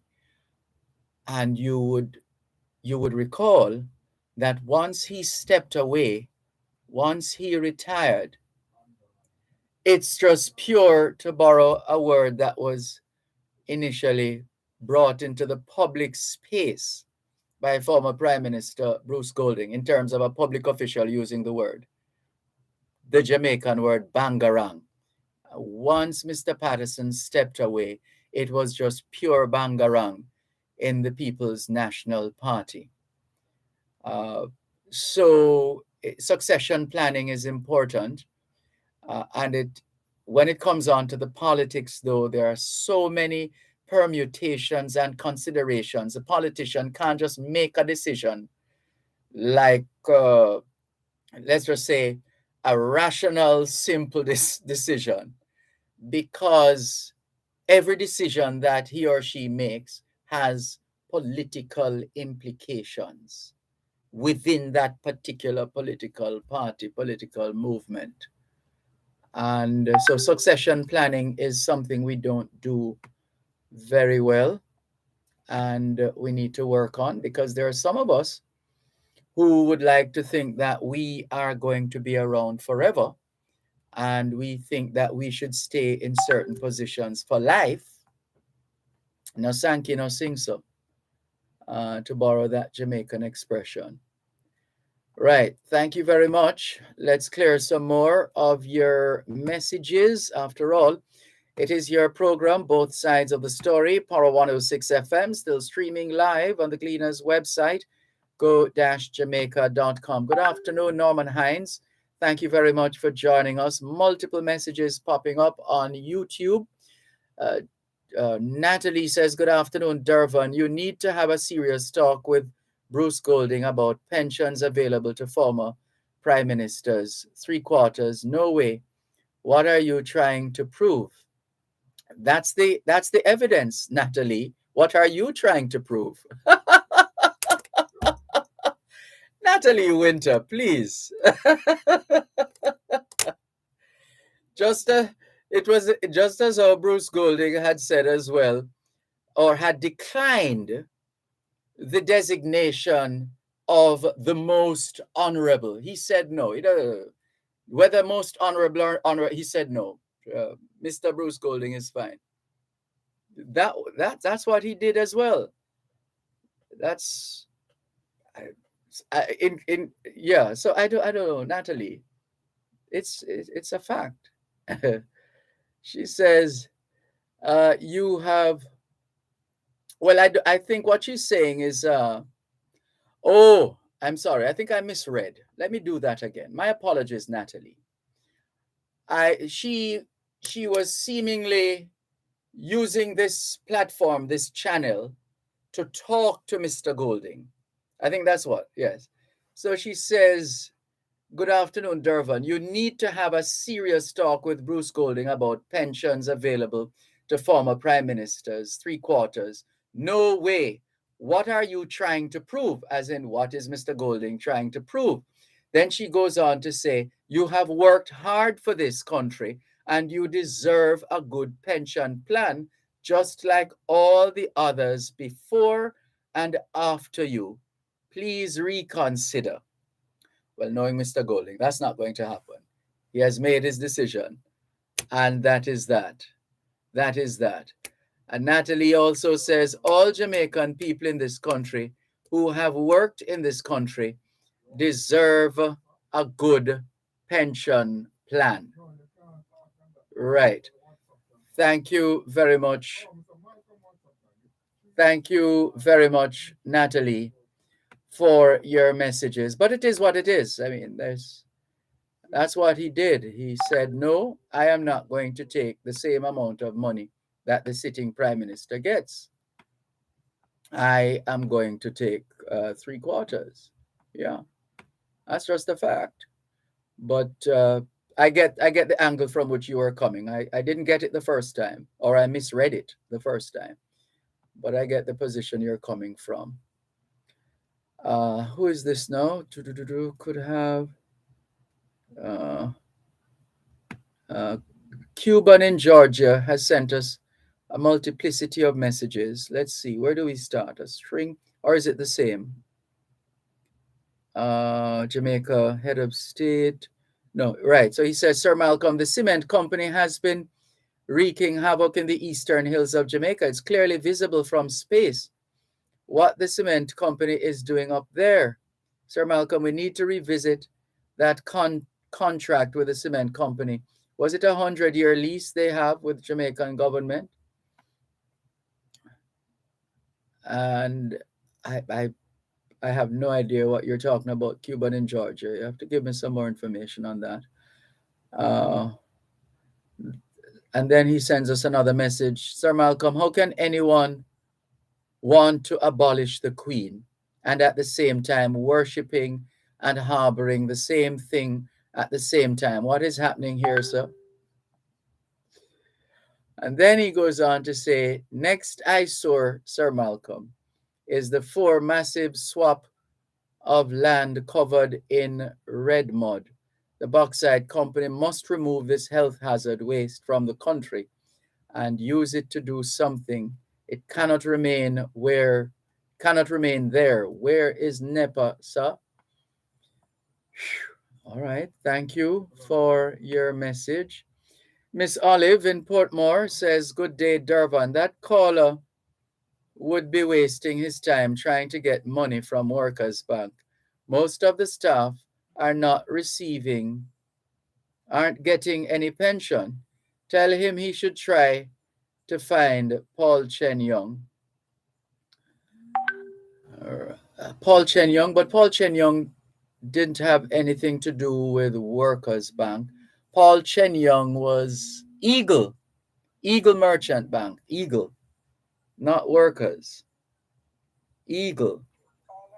In fact, Eagle used to be where that call center is now, on your left-hand side. What's the intersection there? Is that is that Barbados? No, that's not Barbados Avenue. But right on the Knutsford Boulevard strip there, on the left where there's the bus stop across the road from Victoria Mutual, right on that corner.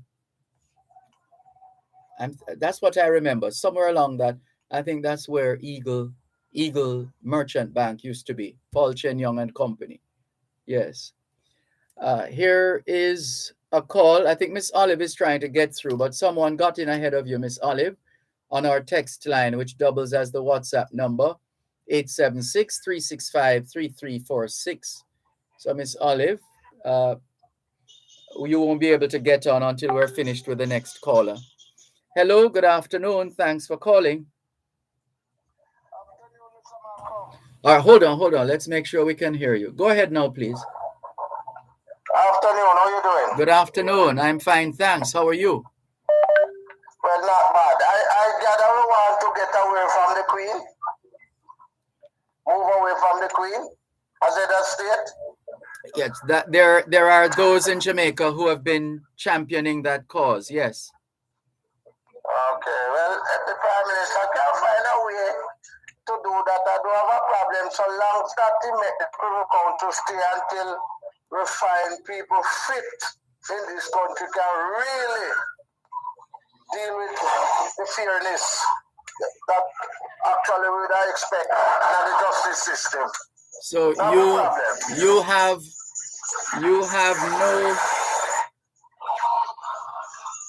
have no faith in the justice system here in Jamaica. Is that what you're saying?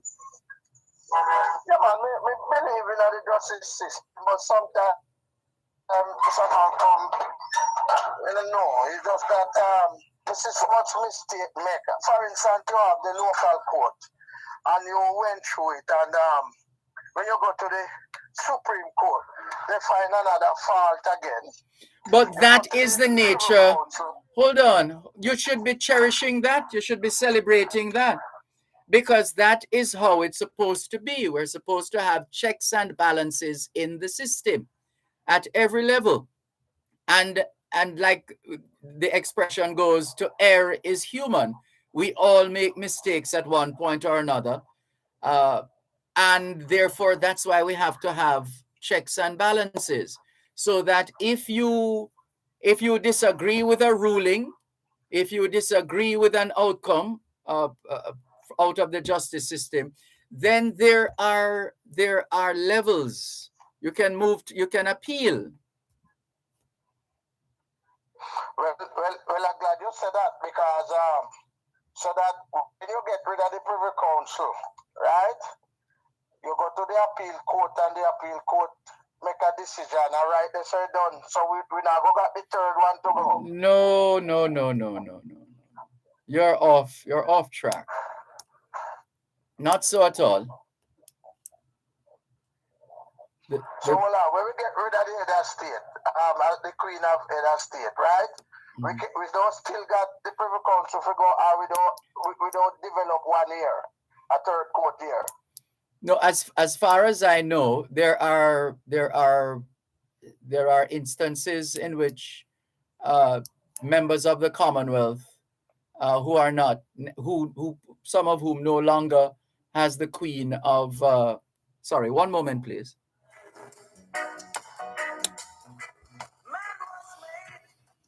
At Wellington Dental, they offer cleaning, filling, whitening, and other services for the entire family. The time by That's Wellington Dental is 4 o'clock.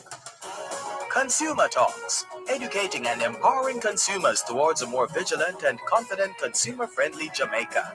Join us every second and last Tuesday of each month at 9:35 on Real Business. Listen and learn about your rights and responsibilities.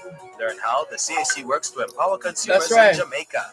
Consumer Exactly. Talks, brought to you by the Consumer Affairs Commission, protecting your rights, securing our future. That's right. Yeah. Is running out. Yeah. But we need no Yeah. one, Yeah. not to cry nor shout. Que hora es en espagnol? Son las 4:01. Quelle heure est-il en français? Les 4:01. 现在几点了？4点02分. A minute past 4 o'clock in the afternoon here at Broadcast House, 32 Lyndhurst Road, Kingston 5, St. Andrew, Jamaica. Have you had a checkup lately? If not, now is a good time. Let's not wait till we get sick to get a checkup. How about that? Miss Olive is still trying to get through, but the caller is still there, Miss Olive. Hello, are you still there? Yes, Mr. Malcolm, I'm going to move away from the Queen right now. Please and leave do. That for the leave that for the sixth generation. What I want to say today is that in terms of informal securement in this country. In terms of what? And taxes. The informal securement where we have yes. in this country. Yes. Thousands of people not paying taxes and want to pay taxes. I want the government to go around and tag all of these houses. Make them start to pay some taxes that now remember it's not in law. No, hold on. In law, it's not the house, it's the land. In law, it's not the house, it's the land. It doesn't matter what kind of structure is on it, it's about the land.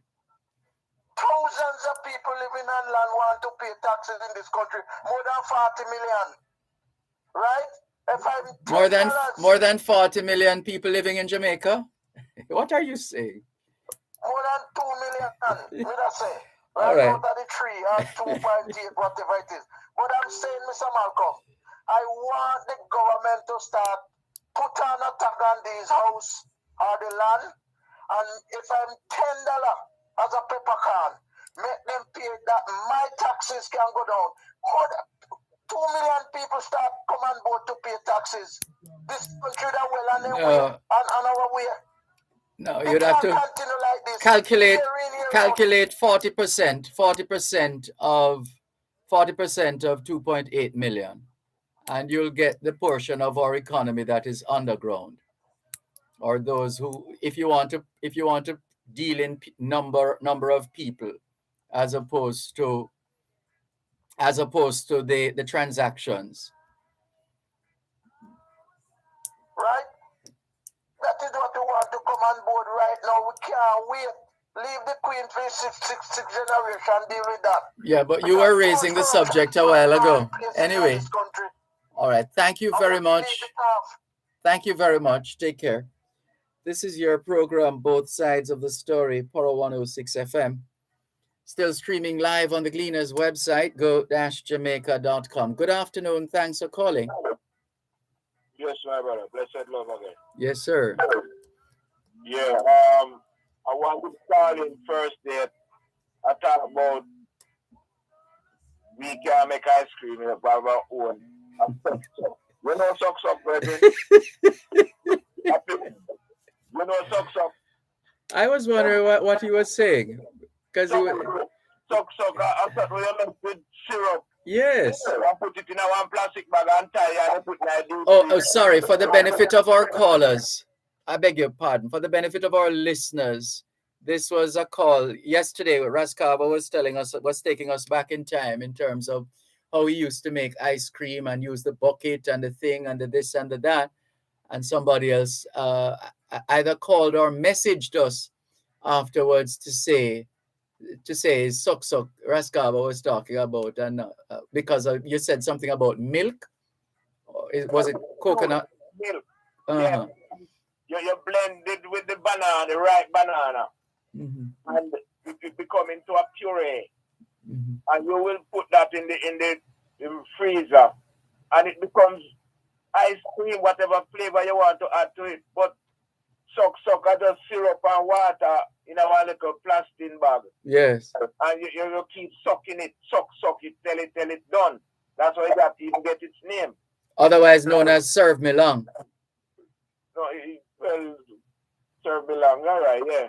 You can call that too. Yes. And then you have the back and front now where you share the ice with the sharer and put it in a cup and put a little ice cream and a little syrup on that.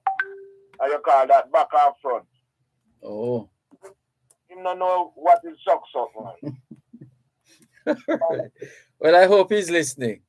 Another thing quickly again. Do you notice that allspice? You know allspice? That's a seasoning. Yeah, pimento.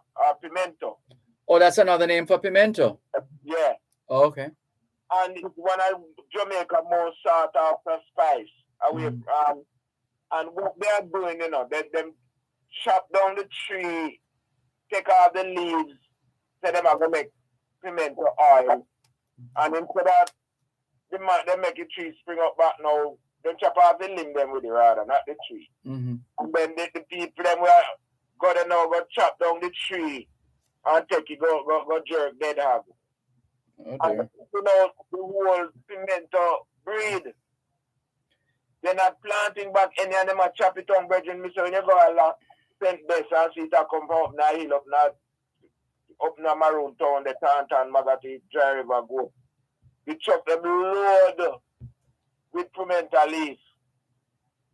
And right now, when I try to make me go down and Magati, me look, me say just see the wood them, whatever about work, dead hog, man. Me say it was so pretty.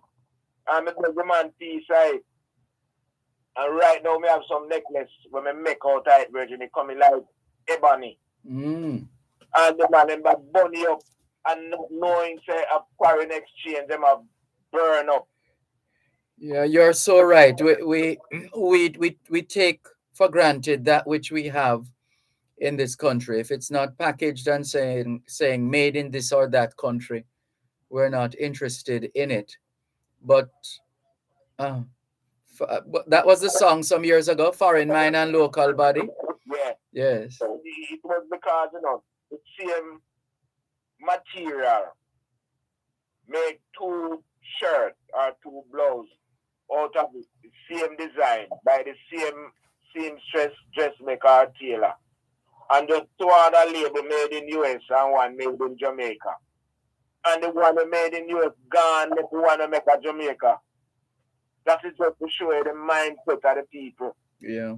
And it worked even for the dolly. In Christmas, you go out there and the amount of maga, long, white, blue eye dolly out there. And you know, see no black doll for the children that they can have something that represent them. I wonder if that has so impacted significant portions of our population. Why we have this? Well, no. Let me see. Let me put it another way. Could it be that furnishing over the years in this country that we have been furnishing our children, especially in particular our girls, with dolls that don't look like them? Could it be that some of these little girls have grown up to become women who bleach, for example? I'm just wondering. Exactly, that's how it is. Because they put it in the mind of children, that The angels are white, tell them pink. And sweat and black like a dressy. And we want to be washed as white as snow. Right. Mm-hmm. Because they represent sin. Yes. Because you're born in sin and shaped like iniquity, where that's not teaching and not school and not church. Because I get children to hate themselves and want to look like that white, blue eye and those pink angels. Mm-hmm. And you see, they want to grow up now to have babies that look like the doll that they nurture and make little dress to them, make up one bed, buy them to sleep. That is in their psyche going right through. And those white people would love to buy, they love buy black Malibu to them picnic, you know. So they don't, and then now them things they imported in the country. No wonder people are destroy their melanin out of them body. Yeah, it's really. Mm-hmm. We don't have no one looking about those things and looking at the future of the children them. They carrying so much toy guns. Though I used to love the toy guns, like the paper shot one and all of that, I mean, never fire no gun yet. But when some of those youth grow up, they don't want to look at toy plastic one of them with fire water. You see some on the television where they want. You know, see it, and whatever the child learn from age 5 to 7, it stays with them right through their life. Yeah. As I move on now to give you some little black stories. Yes. David Sanders' son is the one who designed the urinal. But there was no urinal and people just go hang up on the pan and look at places. David, who's that? David Sanders' son. Davy Sanderson. Devey. How do you pronounce that? Devey. Yeah. Sanderson, Sanderson. Yeah. And they hand the stamp. We use now stamp paid or something. That was by W.B. Purvis. Purvis. Yes. And John Magzeliger. Spell it for me, please. Ezeliger. Come again? Mateliger. Magzeliger. Mateliger.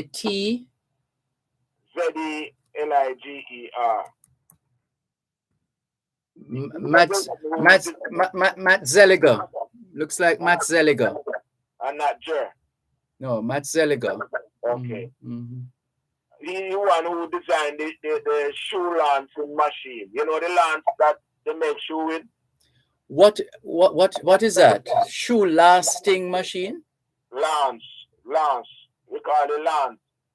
It's a thing where shaped like a bottom of a shoe. In different sizes. Yes. And when you put up make the top, the uppers of the shoes now, you tap it onto that wooden shape lance. Oh. You know, when you fold it underneath the bottom have a metal public. So when you put on the bottom now, you tack it on, and when it top go through the bottom and the leather, which is the insole that called, you go and bend inside pan the metal where the pan the lance. So when you do now, you pull it off and take out the we lost a bit of what you said just now, Raskaba.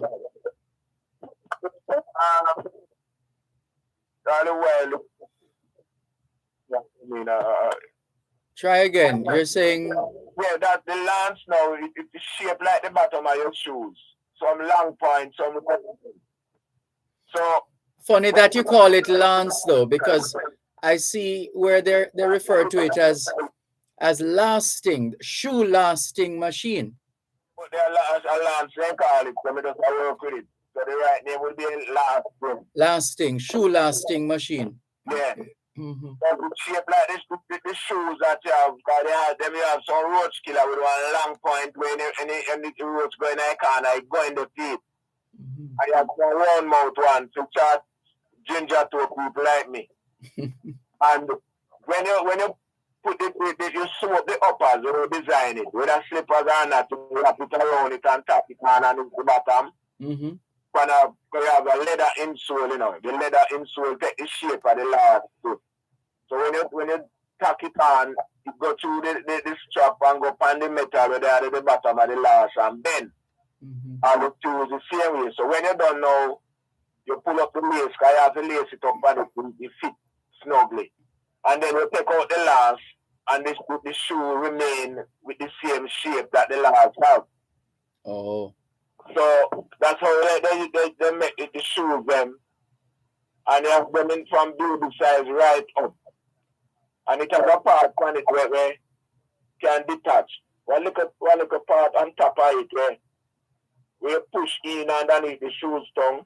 Mm-hmm. And then it keep and then you tighten it with a little screw in there. When you tighten it, it expands. So you make shoes as well, Rascava? Yeah, man, I make my own boot them and I look up picking them shoes. Remember them slippers where Roman soldiers them used to wear? Yes. Right, we used to make them there too. Mm. And brethren, if I never did bless the way I am, I tell you, make certain things we don't have it. I mean, Ras fix it. Ras fix it. Rastafari shade and master, madam. We're up on the break. All right, blessed love again, man. Thank you.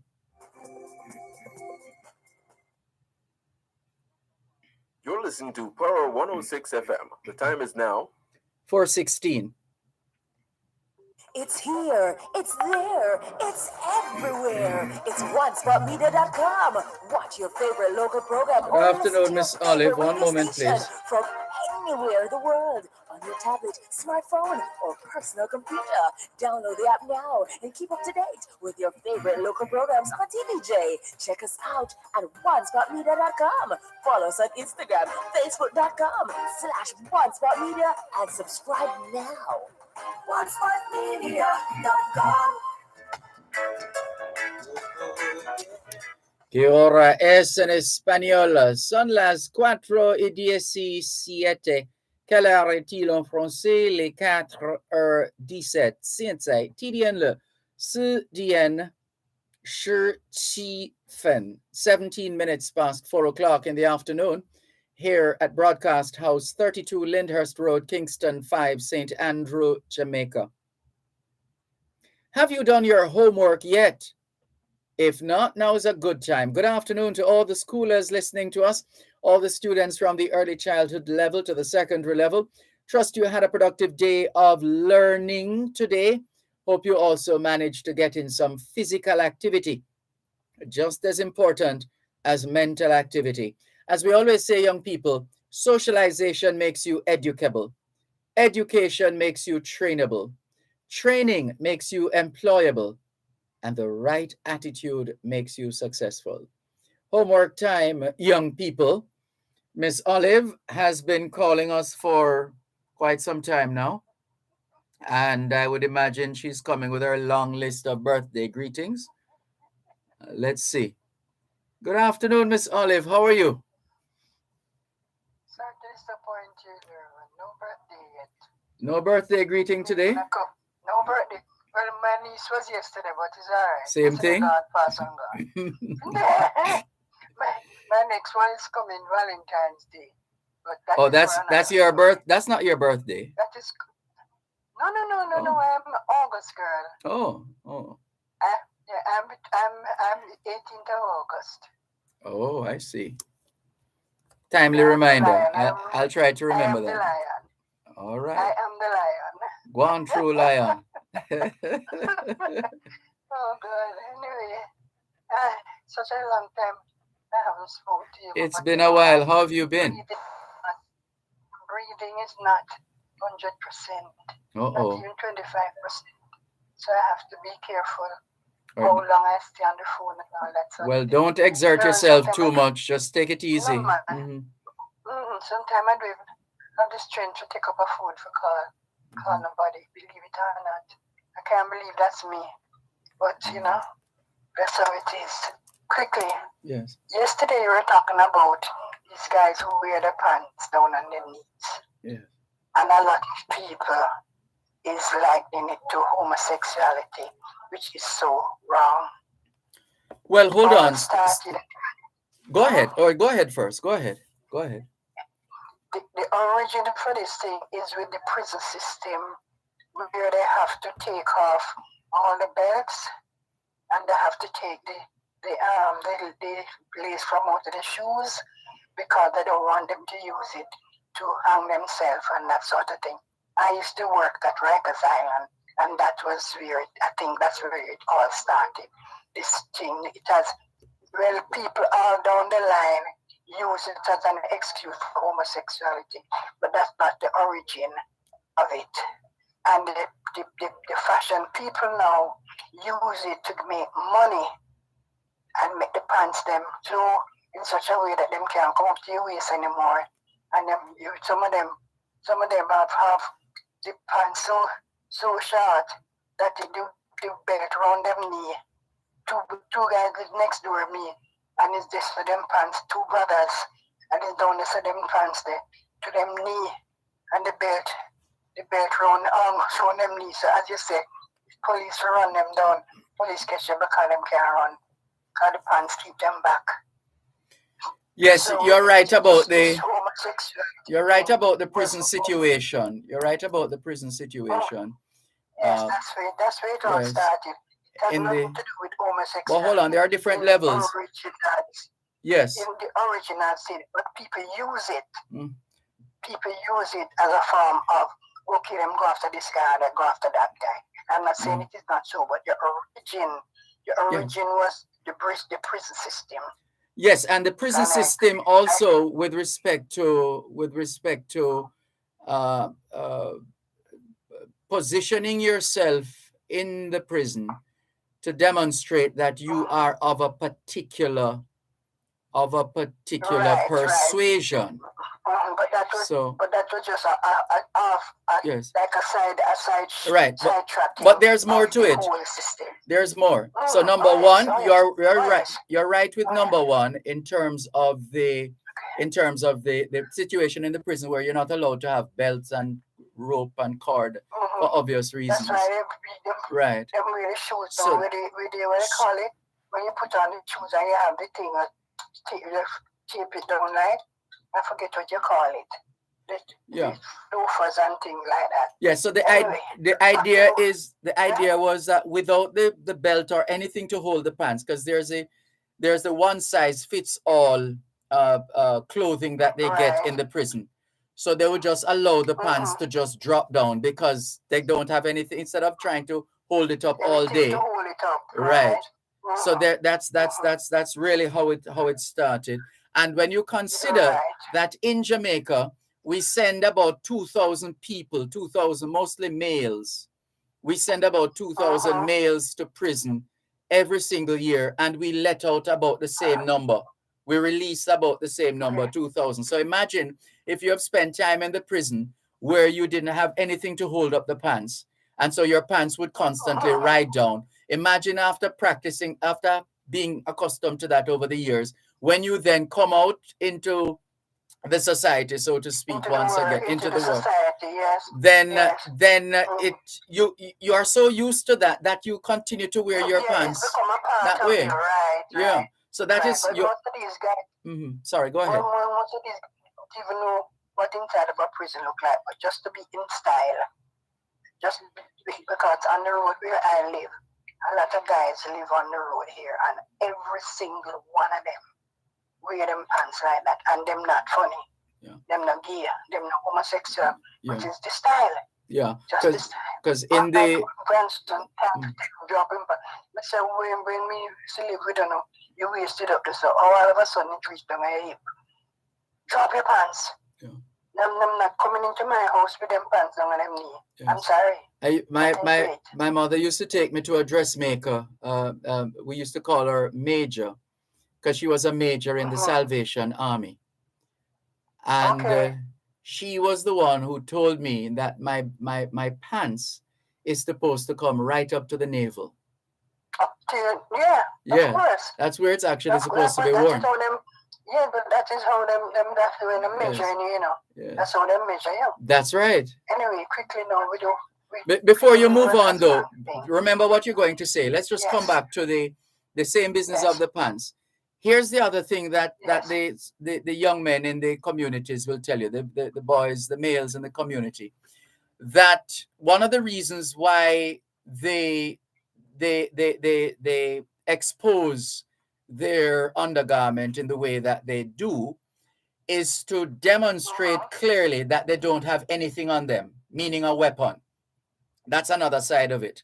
Okay. That they want to show, that they don't have any weapon in their waistband, and so they keep it the way they do, as one. So that's one of the reasons why they wear the pants that way as well. And invariably, they also go without shirt, lest you say that you thought there was something bulging on that side, sort of thing. So that's how they try to protect themselves from being abused by police or being wrongfully pinned. Anybody else for that matter. Exactly. Yeah. So yeah. Anyway, sorry. Go ahead. You are moving on to something else. Quickly about the Workers' Bank thing. The Workers' Bank. Workers' Bank started when I was with Government Savings Bank, and I opted to stay in the government service, whereas my ex-husband, deceased ex-husband, started to be laughing. He decided to stay with Workers' Bank, and the first manager was Paul Chenyong. Oh. He was the first manager. So he would have been before Delroy Lindsay? Yeah, Delroy, of course. He was the first person. And there were two brothers. God, they were twins. A group of them took over the bank. So hold on. Kept who they want to keep. Sorry. So when did Eagle come about? Eagle Merchant Bank. Eagle came out. When Workers' Bank was going on. I think when Workers' Bank was going under, that Paul Chenyong decided to take over. I think he decided to go with Eagle Merchant Bank, but Workers' Bank was before Eagle, long before Eagle. Oh. Yeah, because that's where. Sorry, go ahead.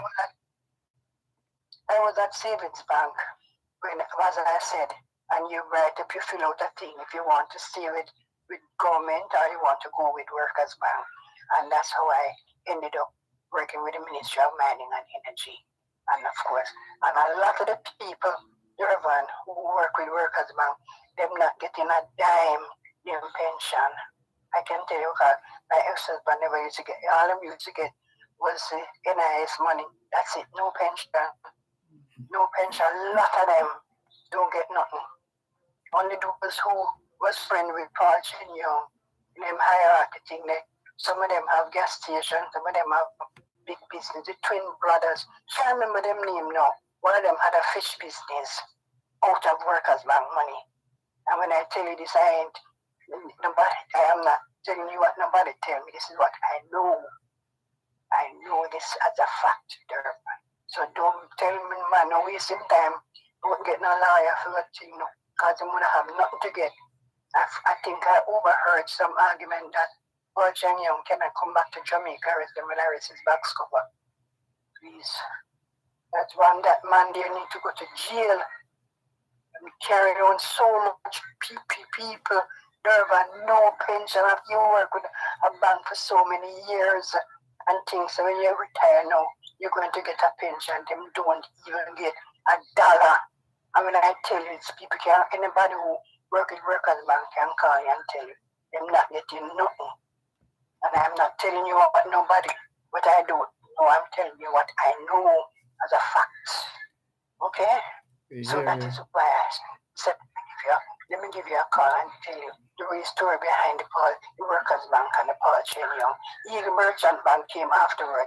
It was round and back in New Kingston there. It's Trinidad Terrace, a little above, and you come on Trinidad Terrace and turn up. That's where it was. I know, because that's what I was trying to tell you earlier on, a few sentences ago, that that used to be Power 106 FM's bank. So we used to go to either the branch that we used to go to was the branch near where Scotiabank on Halfway Tree Road is, near to Halfway Tree Square. Right, that's right. That's where we used to so go. Right, yes. Yes. And ICWI, that's where Ministry of Mining was on Trinidad Terrace, around the corner there, so yes. All right. We're up on a break. Miss Olive, would you like to hold or leave it there for now? No, Dervan. No, my breath is leaving me. All right. Well, please go and not another word, Miss Olive. Please go and get some rest now. Okay, Dervan. All right. You too. Take care.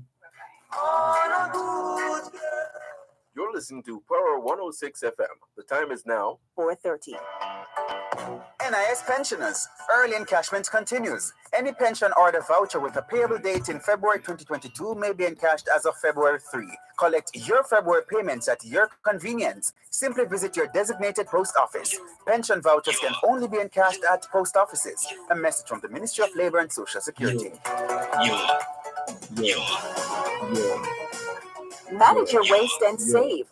Learn more about various wastewater systems for farms and residential use, assistance in getting NEPA licenses, and monitoring and characterization of your wastewater. Tune in to Real Business this and every Tuesday at 10 a.m. for Manage Your Waste and Save. Brought to you by the Scientific Research Council Wastewater Management Services. Environmentally conscious, responsive, and solution-oriented. That's Manage Your Waste and Save. Listen to every Tuesday at 10 a.m. doing Real Business, right here on Power 106 FM.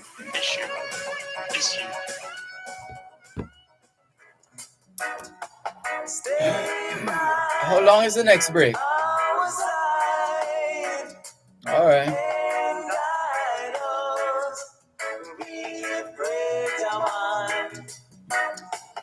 Thanks a lot for staying with us. ¿Qué hora es en español? Son las 5:29.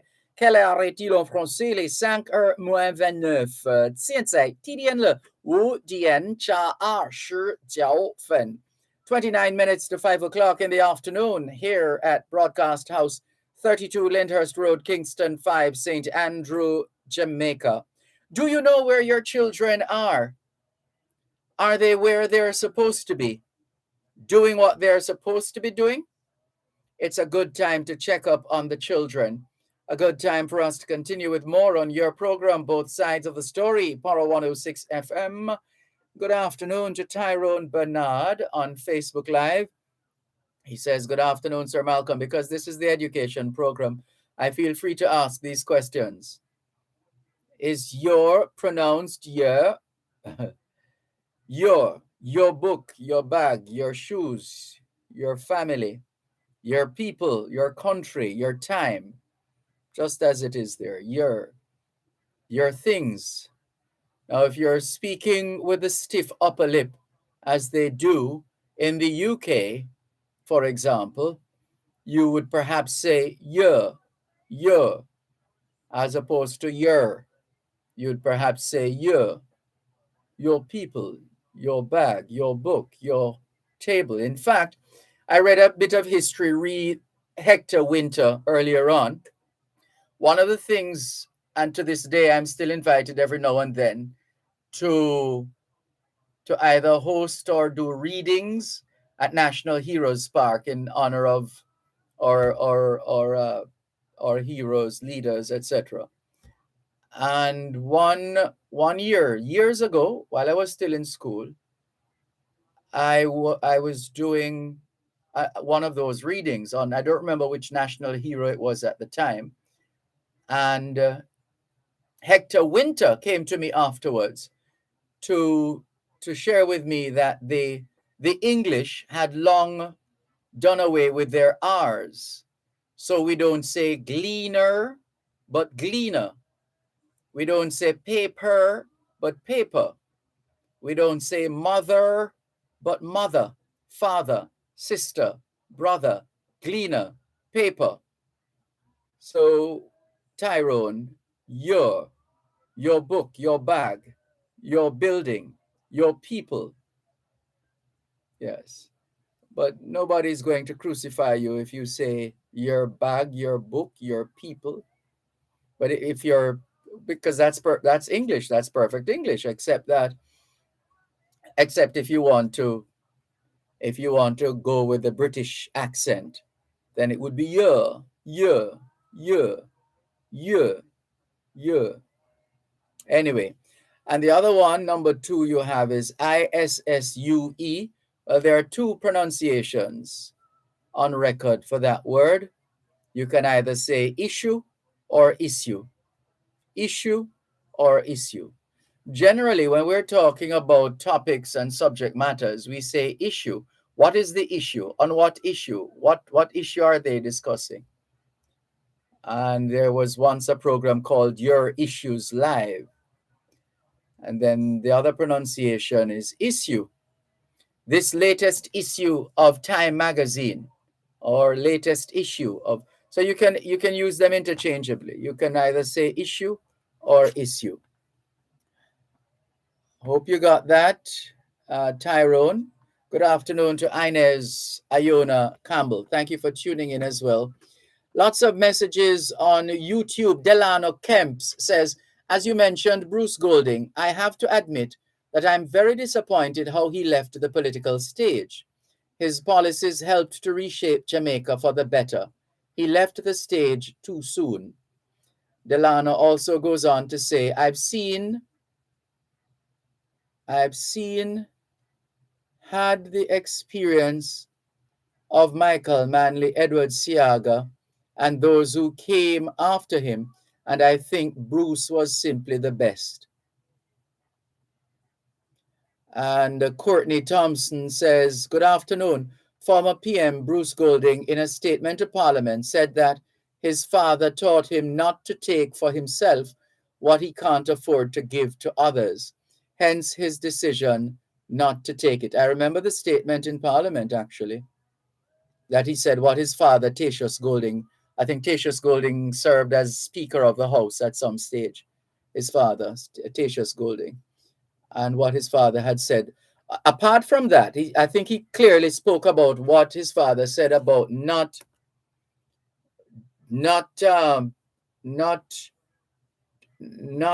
troubling any taxpayers' money or something like that. There was a money component as well in that delivery. Courtney also says higher pension, which is equal to that of current PM. I agree with you, Delano, he says. And Paul T says, I must agree that Bruce Golding was a bright PM. However, his political advisors did him a disservice in their advice about how to treat with the extradition of Dudus. That aside, his contribution to the development of Jamaica's political culture is stellar. Nalda Mackenzie says, good afternoon, all. Nice hearing you, Raskava. Haven't heard you in a while. Paul T says he does not like corrupt officials and sets a good example of moral leadership in the most part. And Paul T continues, we must not fail to celebrate the good in our leaders, every one of them. Leading a country like Jamaica is not an easy job. And those who are honored too should be duly respected every time. And Paul also says, of course, Golding's work in proposing reforms to CARICOM is also worthy of note. In fact, he was the one who led the setting up of INDICOM, the Independent Commission of Investigations. That's one that is another one that is attributed to him. Natalie Winter says, today, a day of famous election victory, February 9. Forget the year. Keep well, Sister P. Love and respect, my lady, says Natalie. Then Natalie goes on to say, I didn't know prisoners don't wear belts or cord. Very, very interesting, Dervan. Yes, well, we don't want to take it beyond that, but you can read between the lines why you would not want them to have belts or ropes or, yeah. You can read between the lines there. And Natalie says, very interesting. Is this the same for female prisoners? Well, more than likely, the females would have something with elastic in it or something, some clothing with elastic, perhaps. But the same would hold for them in terms of what kind of paraphernalia you have hanging. Whoops, paraphernalia that they would have around them. Natalie says, look, when Audley Shaw was Minister of Finance, he called for the FinSAC investigation and reported, now we need to take a serious second look. Too much suffering. Keith Salmon says, good afternoon, Mr. Malcolm. Good afternoon, Mr. Malcolm is growing a beard. And you know, whenever you see it like this, it's time. It's an indication of how busy I am, quite frankly. Whenever you see it like this, it means I'm too busy to shave. Can you believe that? Yeah, that's just a fact. Usually when things get a little busy or a little too busy, we don't even have time to shave because, yeah. Where's the rest of the message? Interesting. I have never heard that explanation or excuse before, that the reason for wearing your pants low down is because you want to show you don't have a weapon. Yeah, well, in terms of the waist, not necessarily all the way down to under the buttocks, but in terms of keeping your waist clear, so that a patrol team swooping down on your corner or wherever you are could see clearly that you have nothing in your waistband, whether knife or gun or any other weapon. Yeah, so that's one of the reasons why they would keep the waist loose, so that you can't say that there was a bulge. The police came upon a group of men. One of them had a bulge in his waist. Mind you, there are some youngsters, some males, at least for those who have lived to tell the tale, who came upon some very, very devilish police personnel who would have planted weapons and all these things. Those are some realities that some of our people have had to face over time. And yeah, so that's one of the reasons. Show that you don't have a weapon. I don't think that applies to most of these guys. That's the point I was making, Keith Sampson. Not the way all the way under the buttocks. That's not. We're just talking about the loose waist. Not wanting to leave any doubt as to whether you have anything in your waistband. That's where you would keep a gun or a knife, etc. I don't buy it. Also, not sure how the lady knows definitively that none of the guys in her community who wear their pants down are, and we're not seeing the rest of your message, Keats Salmon. Yes, she spoke quite strongly, Miss Olive. You know, my late mother used to talk about swearing for people, and be careful how you swear for people, because you never know. In reality, that's a fact of life. People who we see who seemingly act honorably and with integrity and all those traits, as Bob Marley would say, if night turned today, a lot of people would run away. Yeah. Thank you for your message. This one, reading is fun, says, good day, Mr. Dervan. This is Gianna. Please wish my grandma, Maud Sinclair, a happy 71st birthday.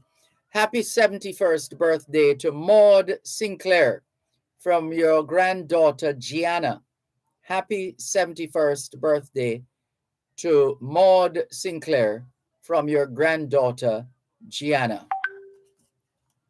Someone has sent us a voice note.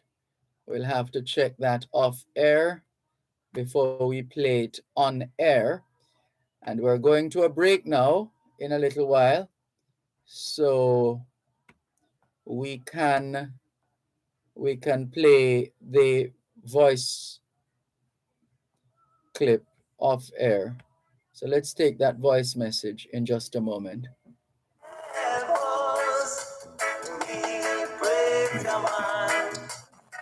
You're listening to Power 106 FM. The time is now 4:45.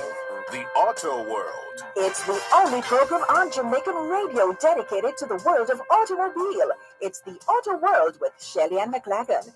Get news and reviews relating to vehicles and automotive technology. Learn the ins and outs of mechanical operation. Find out about the various stakeholders in the local and international automotive sectors. From auto finance to road safety to motorcycles, the Auto World is your one-stop shop for everything auto. That's the Auto World with Shelley Ann McLagan. Weekdays at 5:15 p.m. on Power 106 FM and the Power 106 FM app.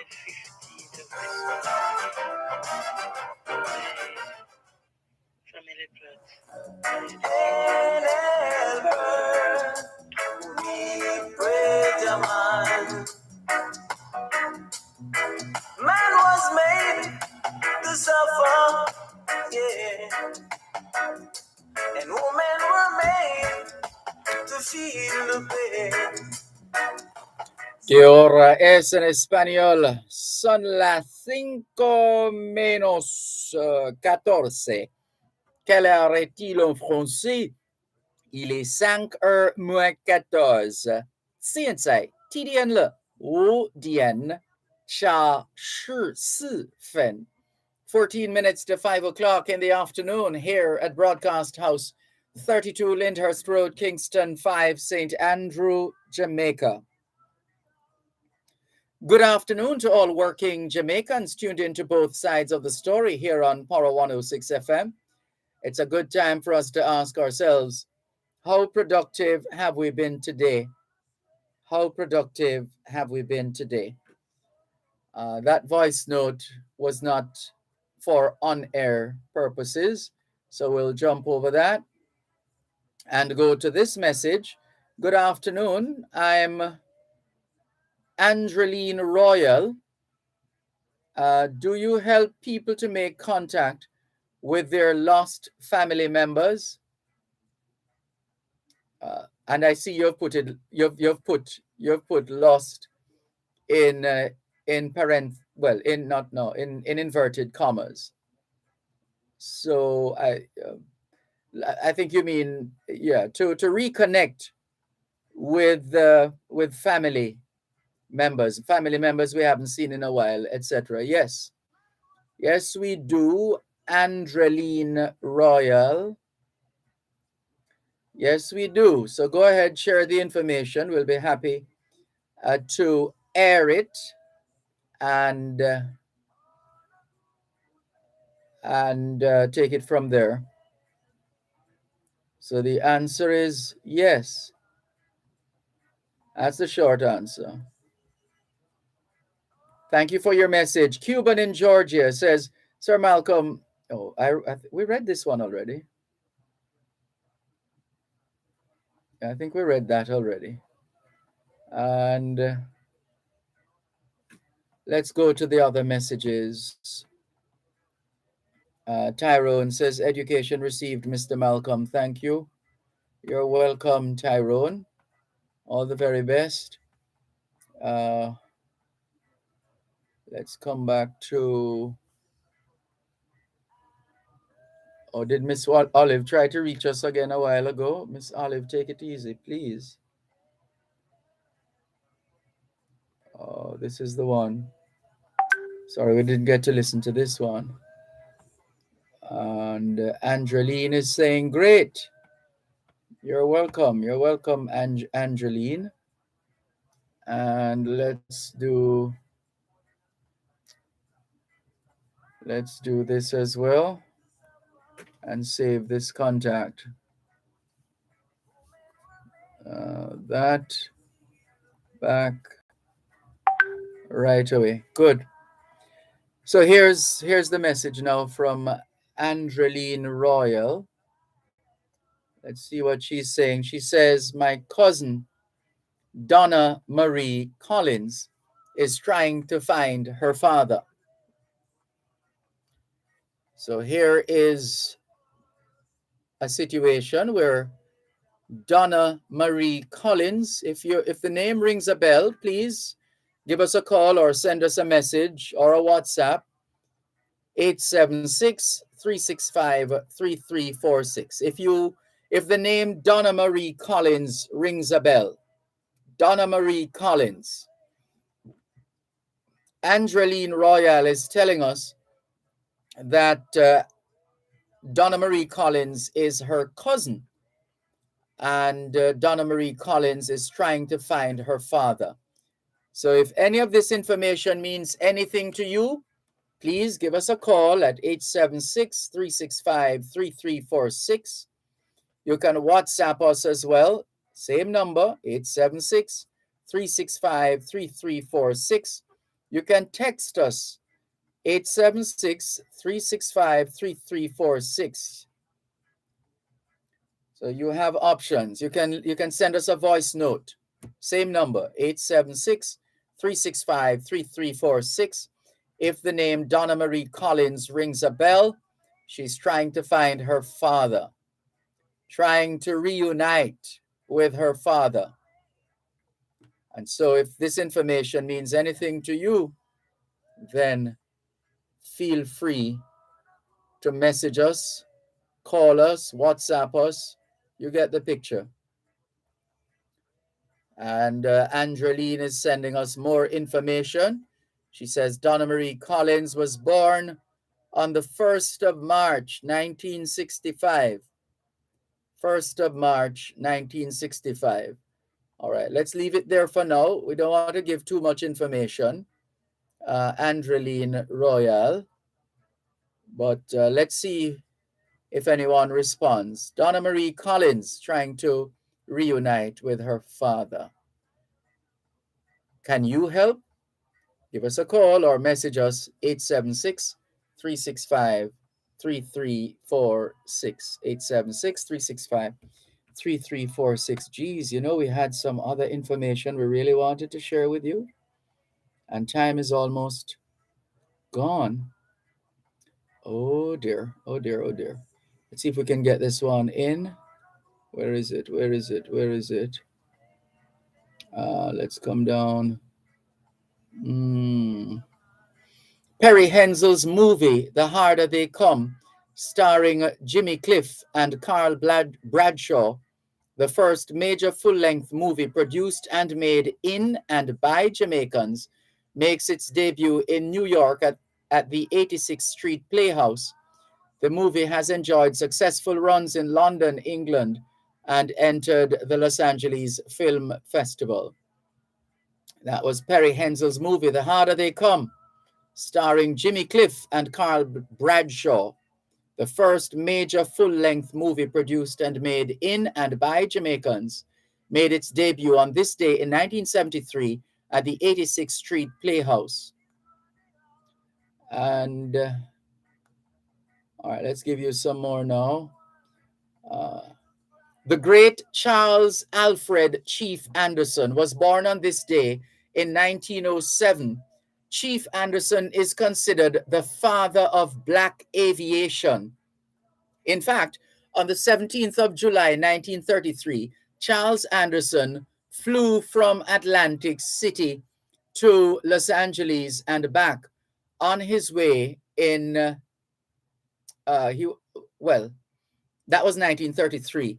Why are we telling you this? Because Charles Alfred Anderson had as his co-pilot a Jamaican, Albert E. Forsyth, Forsyth, Albert E. Forsyth. First, let's give you some background. Since most flight instructors of the day would not take black students, Charles Alfred Chief Anderson taught himself to fly at the age of 22 in a used plane purchased with his savings and other funds borrowed from friends and relatives. He earned a private pilot's license in 1929 and a commercial pilot's license in 1932. During the next 2 years, Anderson made several history-making long-distance flights accompanied by his friend, Dr. Albert E. Forsyth. Together, they made the first round-trip transcontinental flight by black pilots, flying from Atlantic City, New Jersey to Los Angeles and back, without the aid of landing lights, parachutes, radios, or blind flying instruments. Did you hear that? These two men, one of them a Jamaican, they made the first round-trip transcontinental flight by black pilots. They were flying from Atlantic City. They flew from Atlantic City, New Jersey to Los Angeles and back. And guess what? They didn't have any landing lights, no parachutes, no radios, no blind flying instruments. Much of their navigation on the trip was accompanied by reading a simple road map. A simple road map. That's all they had. The daring twosome also made a long-distance flight to Canada and later staged an elaborate Pan-American goodwill tour of the Caribbean in their plane, the Spirit of Booker T. Washington. That's what they called their plane, the Spirit of Booker T. Washington. This island-hopping tour included the first ever flight of a land plane from Miami to the Bahamas and ultimately ended in Trinidad. They also landed here in Jamaica. They first sighted Jamaica at Buff Bay and then circled over Port Antonio, where a large crowd cheered them on as they flew on to Kingston, landing at Up Park Camp. They were warmly received at the Ward Theatre, followed by an evening dinner party. The next day, they returned to Port Antonio, landing at Carter Park before continuing their flight south. After the goodwill tour, Dr. Forsyth gave up flying and practiced medicine in New Jersey until 1978. The Anderson-Forsyth long-distance flights attracted worldwide attention and did much to popularize aviation in the Black community. In 1940, Anderson was hired by the Tuskegee Institute as its chief flight instructor with the assignment to develop a pilot training program for the school. Tuskegee was one of 6 Black colleges participating in the civilian pilot training program, a system established by the Civil Aeronautics Authority in 1939 to provide a pool of civilian pilots for wartime emergency. At that time, Anderson was the only Black aviator in the United States of America who held a commercial pilot's license. First Lady Eleanor Roosevelt took a special interest in the Tuskegee flight program and visited the school on April 19, 1941. During her tour, she asked Chief Anderson if Black people could really fly planes. Yes, she did. Can you imagine? He invited her to fly with him around the field to see for herself. Their 40-minute flight together did much to advance the cause of Black aviation, leading to the eventual creation of the Tuskegee experiment and the famed Tuskegee Airmen of World War II. Anderson was the program's greatest mentor, and as we said at the start, Charles Alfred Chief Anderson and his co-pilot, Dr. Albert E. Forsyth. Albert E. Forsyth was born in Nassau, Bahamas in 1897, but grew up in Port Antonio, Jamaica. His father, Horatio A. Forsyth, was Bahamian, but his mother, Lillian Maud, née Bindloss, was Jamaican. His father worked for the United Fruit Company and later became a well-known civil engineer, architect, and builder. Young Albert thus received his early education in Port Antonio, attending elementary and secondary school there, when Major W.H. Plant was headmaster of Titchfield School. There's so much more, but we're out of time. Can we thank you once again for the privilege of serving you on yet another edition of your program, Both Sides of the Story, for today, Wednesday, the 9th of February, 2022. The The moving finger writes, and having writ moves on, nor all your piety nor wit shall lure it back to cancel half a line, nor all your tears wash out a word of it. All things being well, both sides of the story returns tomorrow afternoon, 2 to 5. Till then, this is Dervan Malcolm reminding all of us that every day is an opportunity to do better than yesterday. Take care.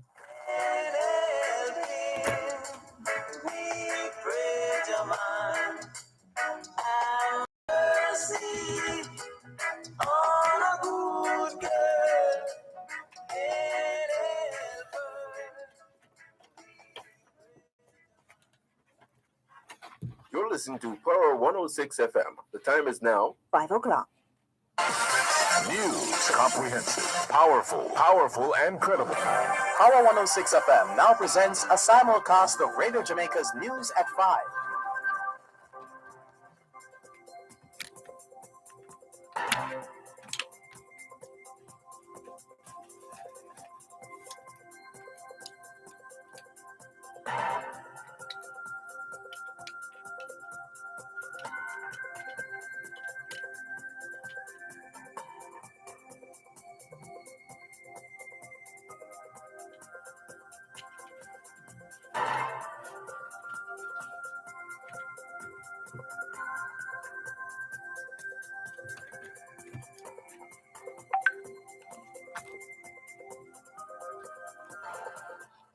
Good afternoon, I am Dervan Gordon.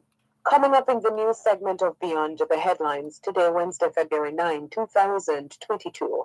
DPP recommends that no criminal charges be laid against a female constable in respect of allegations made by Rastafarian woman Nzinga King. Manhunt launched for detainee who escaped from the Runaway Bay police lockup. Government reportedly actively considering ways to ease the pressure of rising prices on consumers.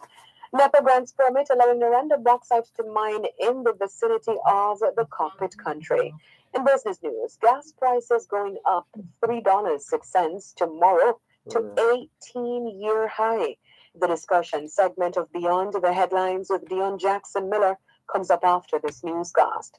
The news segment of Beyond the Headlines is brought to you by Flow.